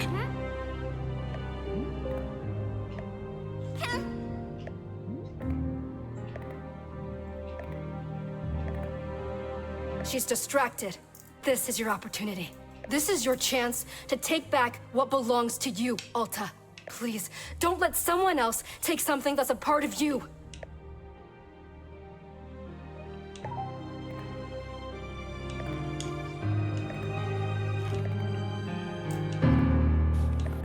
Hey, are you okay? Are you scared? What are you scared of? Her? Are you scared of her? She's going to do something stupid.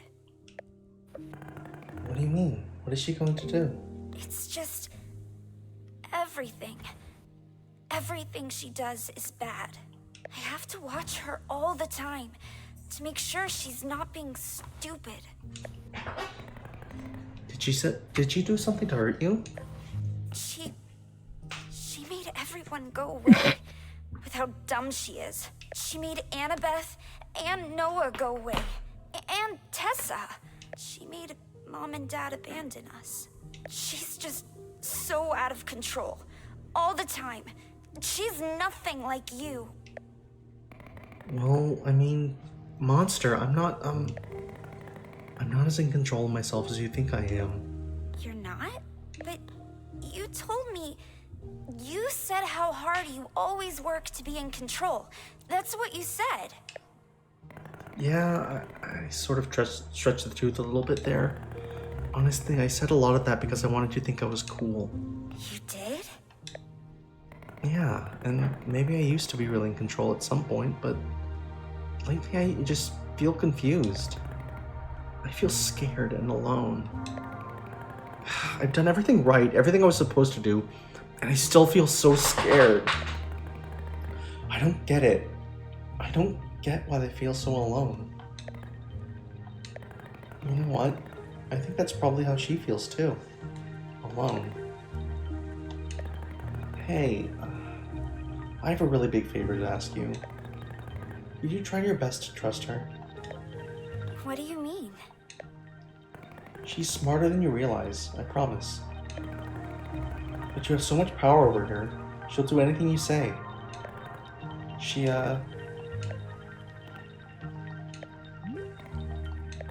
Please, can you let her make some of the decisions? Can you give her a shot? I think she really wants you to trust her. Really?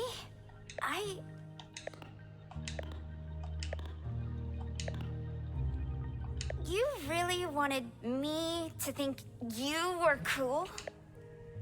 Yeah, I did. Huh.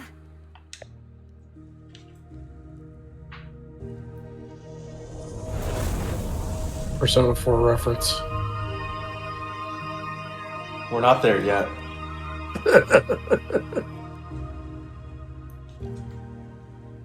I'm the shadow, the true self.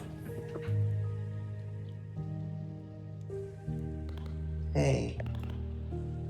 Am I good? Are you good? What do you mean? Like, am I good as a person? Do you think I'm good? Yeah, of course. You're weird and you're stubborn, but I like that for some reason. I think it's because you remind me of me when I was a kid. Really? Yeah, absolutely. You're actually a lot like I was. Huh. Oh, okay. Monster, do you believe me when I say you're good? Because I mean it. You're good.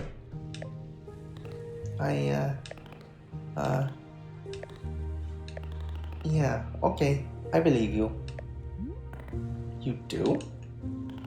Yes, I do. I trust you. I trust you. I trust you. I trust you. I'm good. Good. I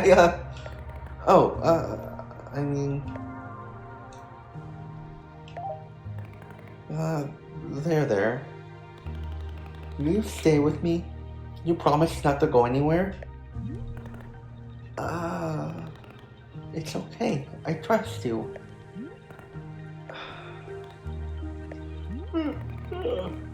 Come on, monster. You're tired. Let's go back. Okay.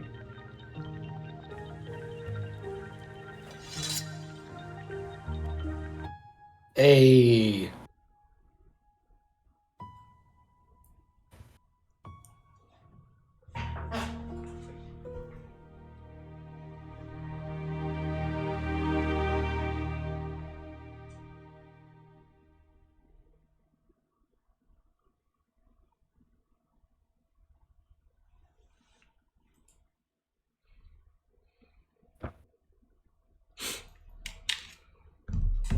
Well, that's nice.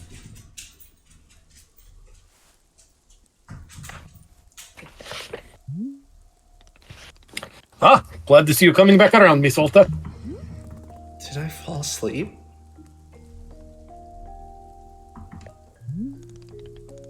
Indeed, shortly after you returned to the clearing. The two of you both seem quite tired. I put your sword back by the tree stump as always. Is Monster okay? Indeed, she napped ferociously for a time, but now she is being up and about. Perhaps you should go say hello to her. She is certainly one who loves to talk. Yeah, sure. Is everything being okay? Bro, earlier you were telling me about how the forest works. When I was out there just now with Monster, I could feel my inner voice talking to me. You told me to take the sword away from Monster, but I was able to choose not to. How's that possible? She never backs down when I tell her to. Yes, just like you said. Boru suspects this is the forest separating a thing into its pieces. For just a moment, you got to have some breathing room from this voice. But once I leave this forest, the separation will end, right? Yes, that is right. And the decision not to obey may become as hard as it was before. Oh. I guess somehow I thought going through all this would, change me in a more permanent way. Yes, I'm understanding very much. The forest is giving you no fixes. All it can be doing is give you some new information. To be able to see something is perhaps not as pleasant as being able to fix it. But if you're wanting Boru's opinion, seeing is a wonderful first step.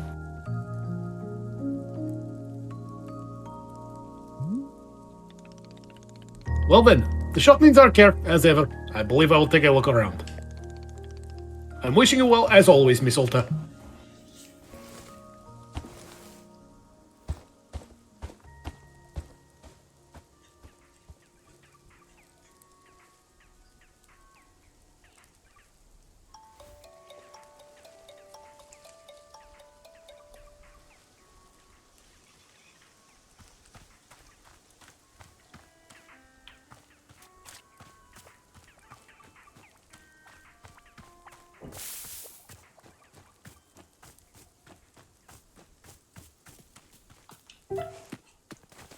Yeah, look at me. I'm still kind of glowing and stuff. That's neat. Yeah, I'm definitely not just strong anymore though, which sucks. But being big and strong was so cool. Is that what you get like when you're fighting? You mean, do I glow and gain magical strength? Yeah. Unfortunately, no, but it sounds cool.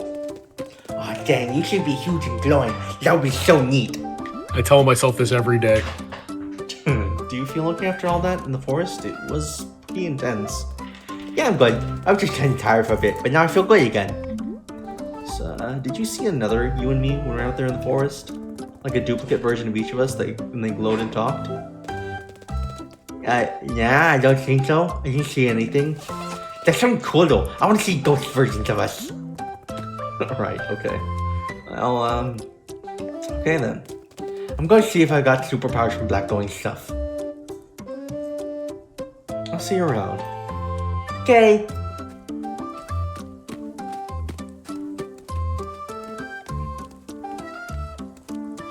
Skimming through a review of this game, and the PC Gamer reviewer for Wanderstop also got very worried that they got a Pluffin addicted to caffeine. Wait, what? I could carry the sword with a monster. Why not now?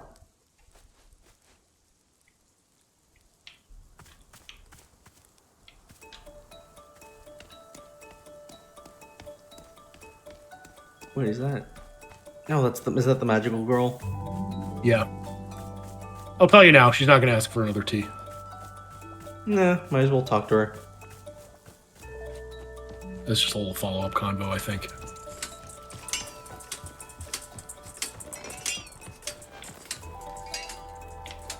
Sure there. My love, she feels it, most deepest of fragments. A great pole a rifting like, 'twern't of much long ago now. Aye, this, the feeling, 'tis a calling purpose to feel this. To be, loves it most I does, feel it echoes, feel the ripples in my heart. A fragmenting most good kind, a calling purpose 'tis. Ah, so's. Ulster also feels it for his most unwelcome and a treat. 'Tis all, my love, 'tis all. Okay. I think she's from Newfoundland. I think she's from Newfoundland. I think this is kind of what I was unconsciously going towards. All hands throwing hands. Nose, Teddy, nose.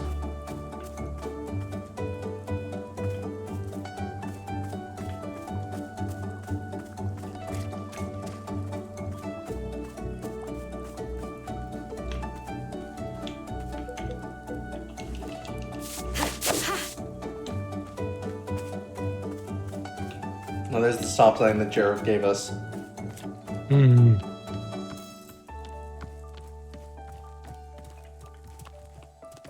There's the wind chime that weird guy gave us. We never only learned his appeared that name. once. Yeah, he only showed up that one time. Yeah. Weird. We don't know the magical girl's name either.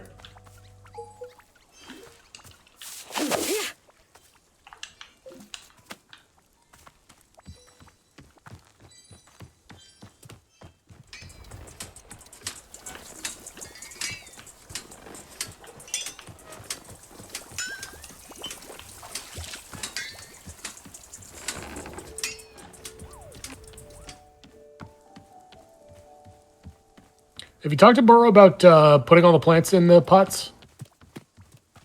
No.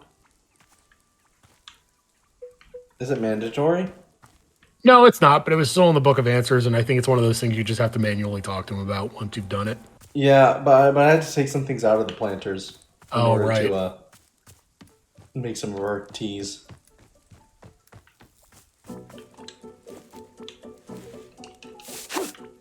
And there were also those planters I couldn't get to for some reason.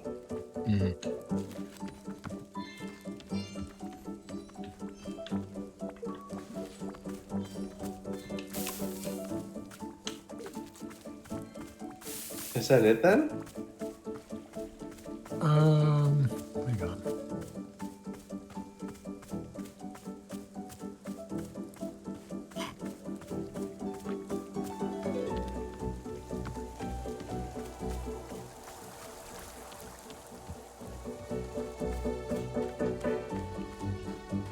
Because it felt pretty conclusive.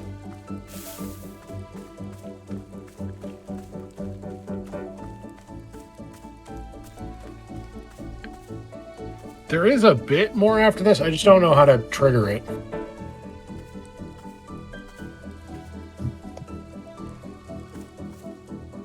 I don't think it's the pots, but like that's kind of all there is left to do from what I'm seeing.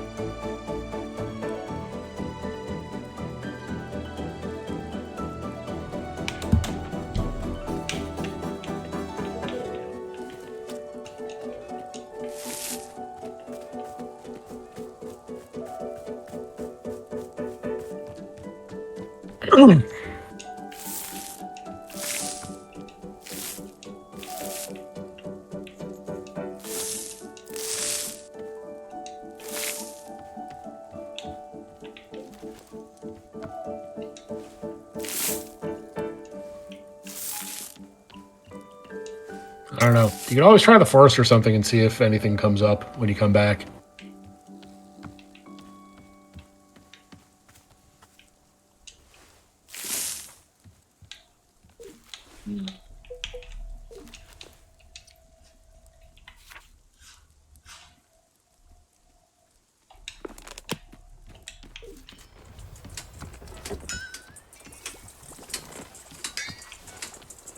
Let's see Boro. If we can report Boro now.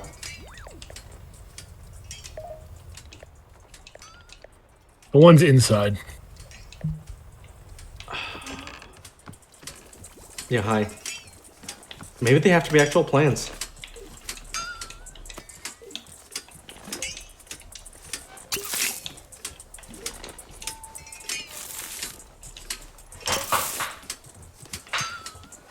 Hey, monster. Hey, do you want more tea?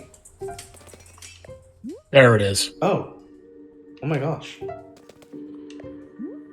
Monster. I really enjoyed spending time with you. Did I do a good job?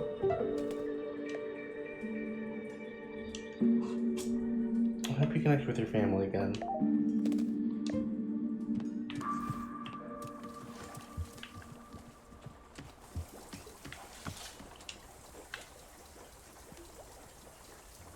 Trying to hear that fucking horse. One more for the road. Boro, it's done. Monster isn't talking anymore. Oh, I see. Indeed, Boro noticed you're looking somewhat ashen. How are you feeling? I don't know. Well then, I am thinking it is time we convene at the shrine once again. I will see you there in just a moment.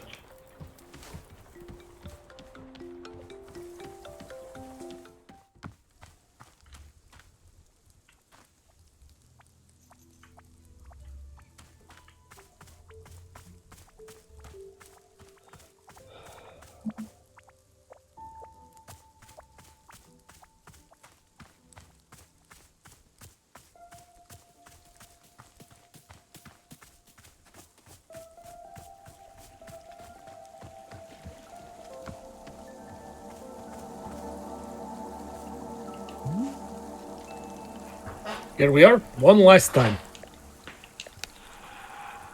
And there we go. This is it, Miss Alta. It is time to... Say, Boro just now has had an idea. What if we made one last cup of tea? One more brew to send out our big adventure together. I would be very grateful if you were to make me a cup of something you love. What do you say?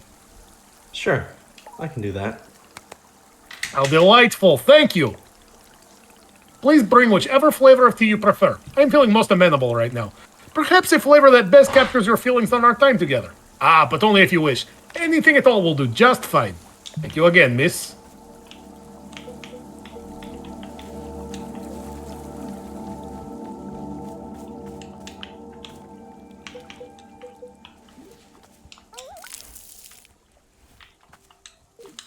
Whatever it is, you're gonna need some tea or coffee.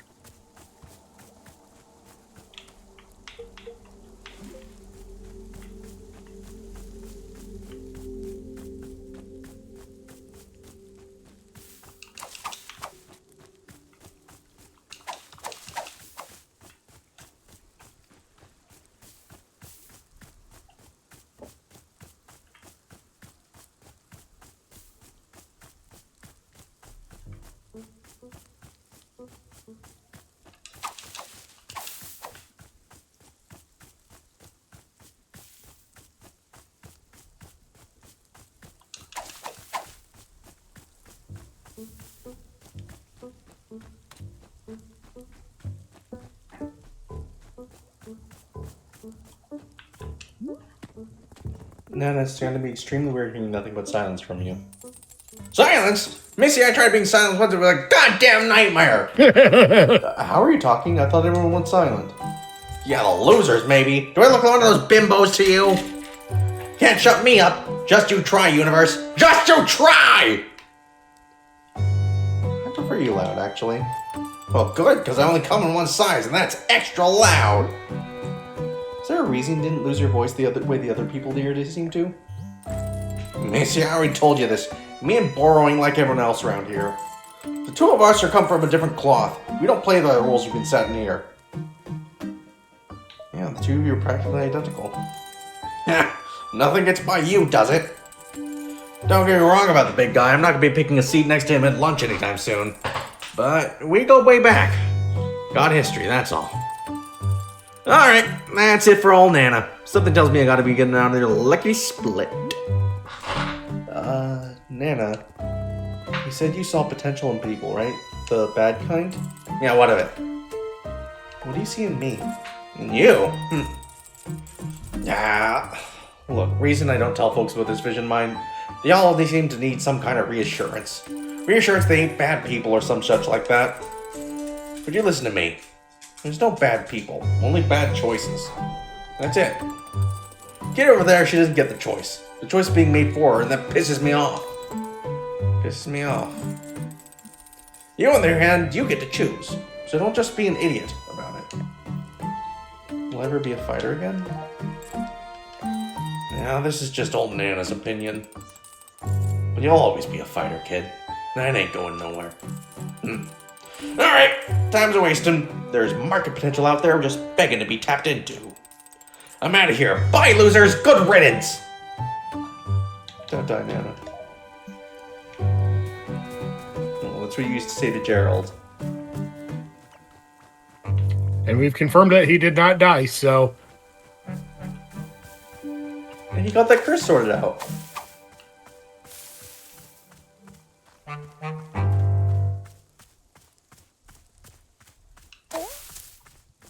Alright, let's get those tea leaves cooking. And grab some more fruit.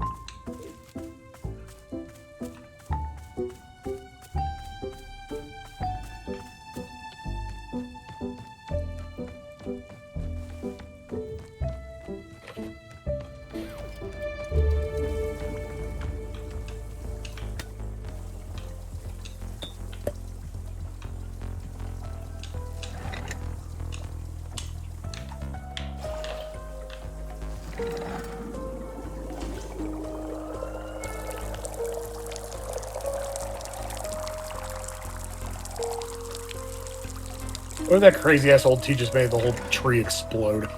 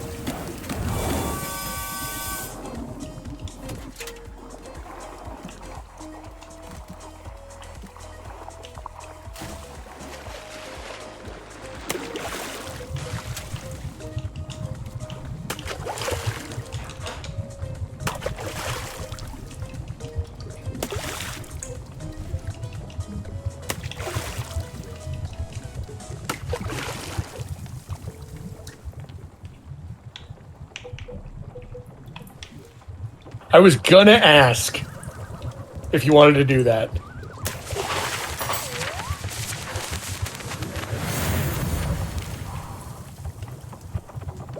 It tastes like knowledge.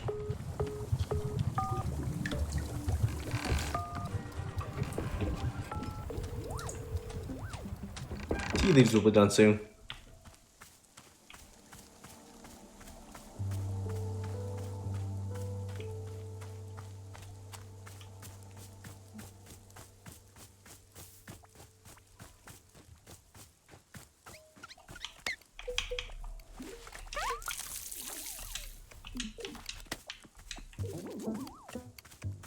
Oh, hey. Oh. I don't like it when you do that.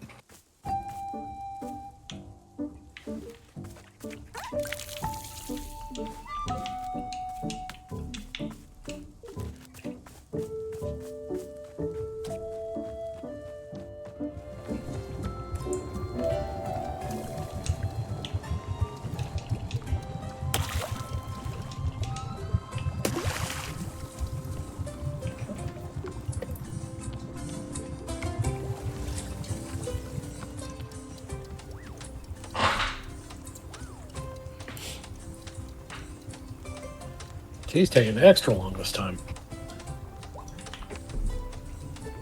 It's like it doesn't want us to go.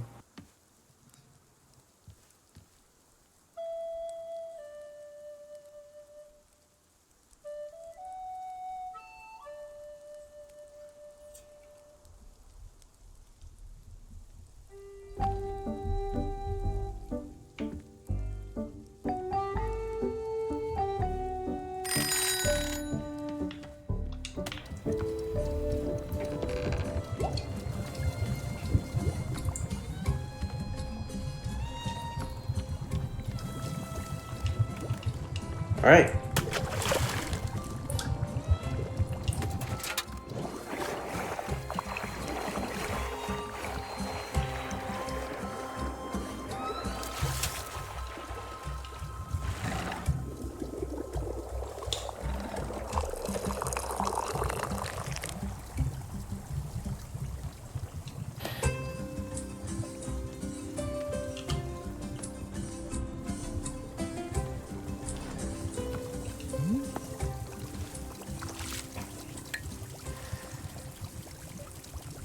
What's that, Boral? Ah, and here it is. Goodness, there must be 1,000 ingredients in this tea. Miss Olta, your maximalist approach to making this tea is a fitting way to close out our time together. Is it delicious? Perhaps not, but it is reflecting your personality, and for that, I'm grateful. Miss Olta, thank you so very much for the drink. I am grateful for your presence and your effort, as always. In fact, being here with you now, at the end of it all, well, I must say, it is a strange and wonderful feeling. No customers asking for tea, no tests that require doing. Just us and our tea shop. Isn't it a peculiar sensation when everything goes quiet? I know how much Miss Olta enjoys excitement, but perhaps you might stay here and enjoy the silence with me for a bit. Stay here and Depeche do Mode what reference? exactly? Enjoy the silence is Boro's favorite Depeche Mode song. Well, that's just it. There's nothing in particular to do. You could decorate a bit if you still felt like arranging some of our many plants. Or maybe there are some photographs you wish to capture. Or not. You might meander about and sweep up some leaves or feed the puffins.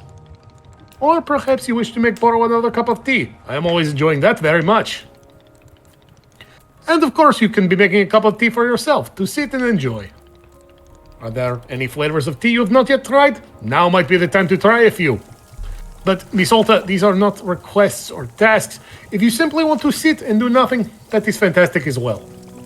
I'm only suggesting a moment of pure open-endedness, if that makes sense. Wink, wink, wink. Nothing in particular to be gained, just existing. In fact, this is what life is like for Boro most of the time. Nothing much happening, just existing. Don't you get bored? Yes, all the time. My name is Boro, after all. But it is something I am enjoying, in fact. Boredom can be a wonderful luxury. Is it that hard to imagine? I understand. But it is true.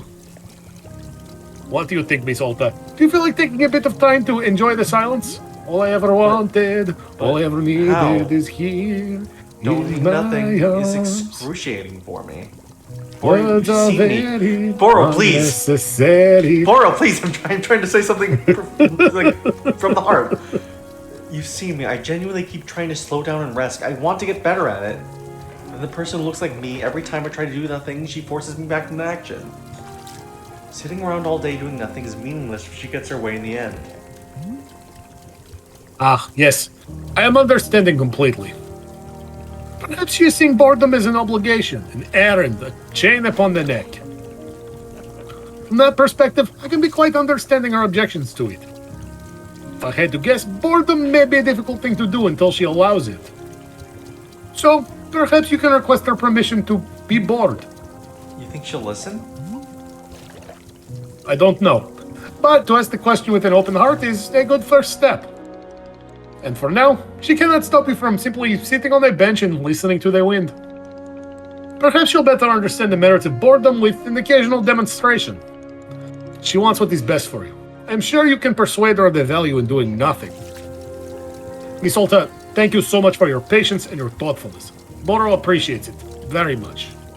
You have shown such remarkable resilience. It has been a true treat to be on this journey with you. Whenever you have become bored of boredom, you may of course meander over to the shrine.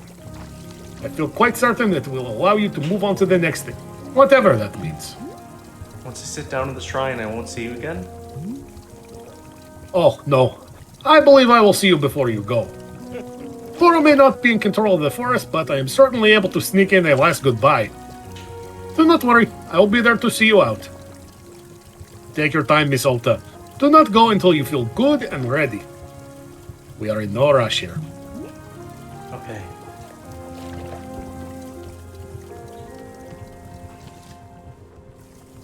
A little snow globe. That's cute. Cute.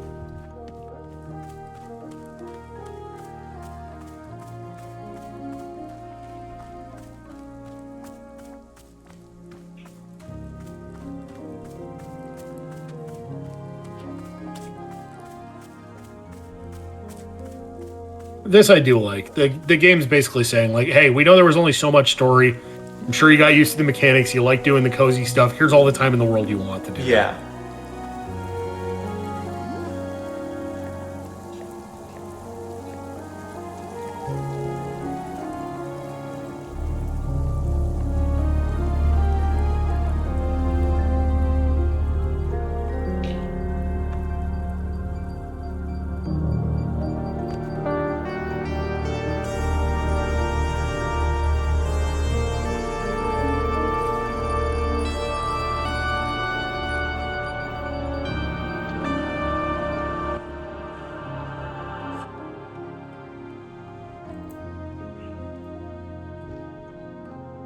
Hey, are you there? Can you hear me?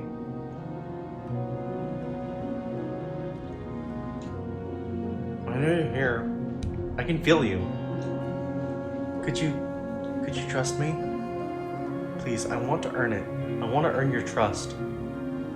What do you think? Could you give me a shot? I want to earn your trust. I want to earn it. I want to earn it. I want to earn your trust. Can you give me a shot?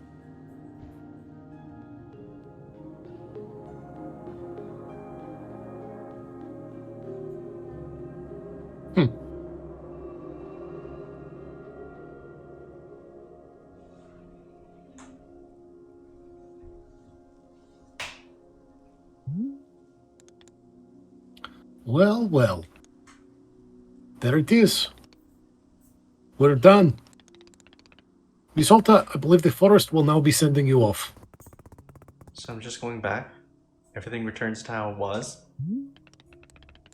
Well, I can tell you for certain that you will be leaving these woods. But whether it goes back to how it was, that will be up to you.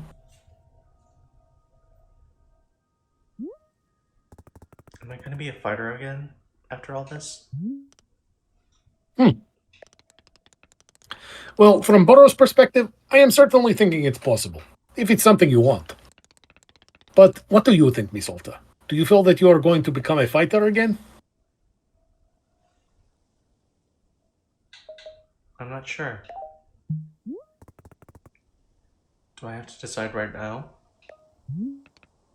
Not at all. In fact, perhaps it is a good thing to never truly know. I'm very proud of you, Miss Alta. Boro has very much enjoyed your company here in the clearing.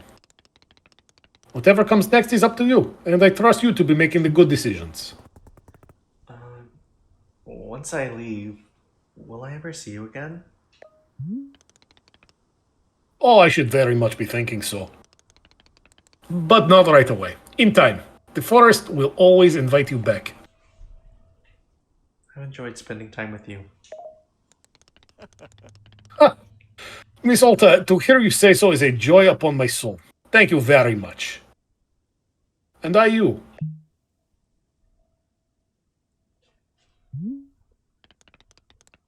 So, what do you say? Are you feeling ready? It is up to you. We will not move on until you have decided it is time. Can we stay here? Just a few more minutes? Of course, Miss Alta. Of course. We will stay right here until you are ready.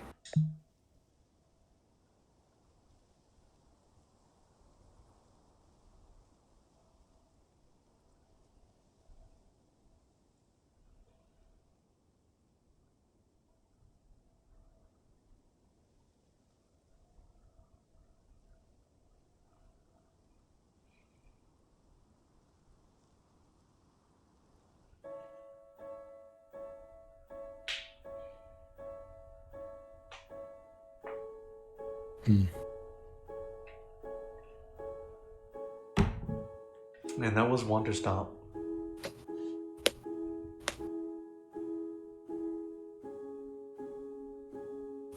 Very lovely. Beautiful game.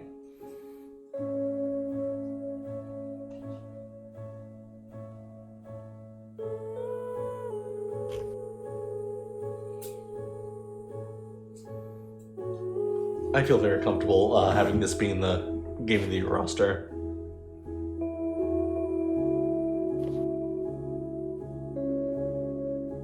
Very strong entry.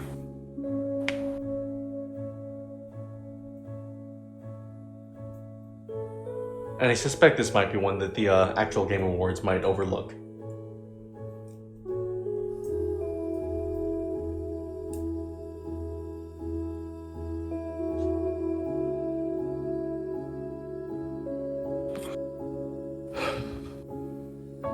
Well, that's exactly why we have the People's the Game Awards. Yeah. I mean, look at last year. Mouthwashing, just sweeping everything. Mm-hmm.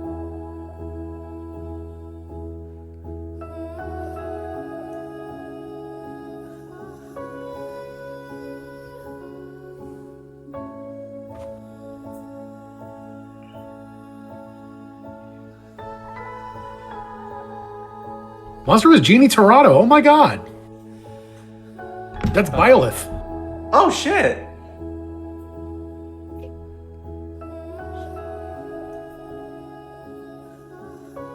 Ashley Birch was a narrative consultant. Huh.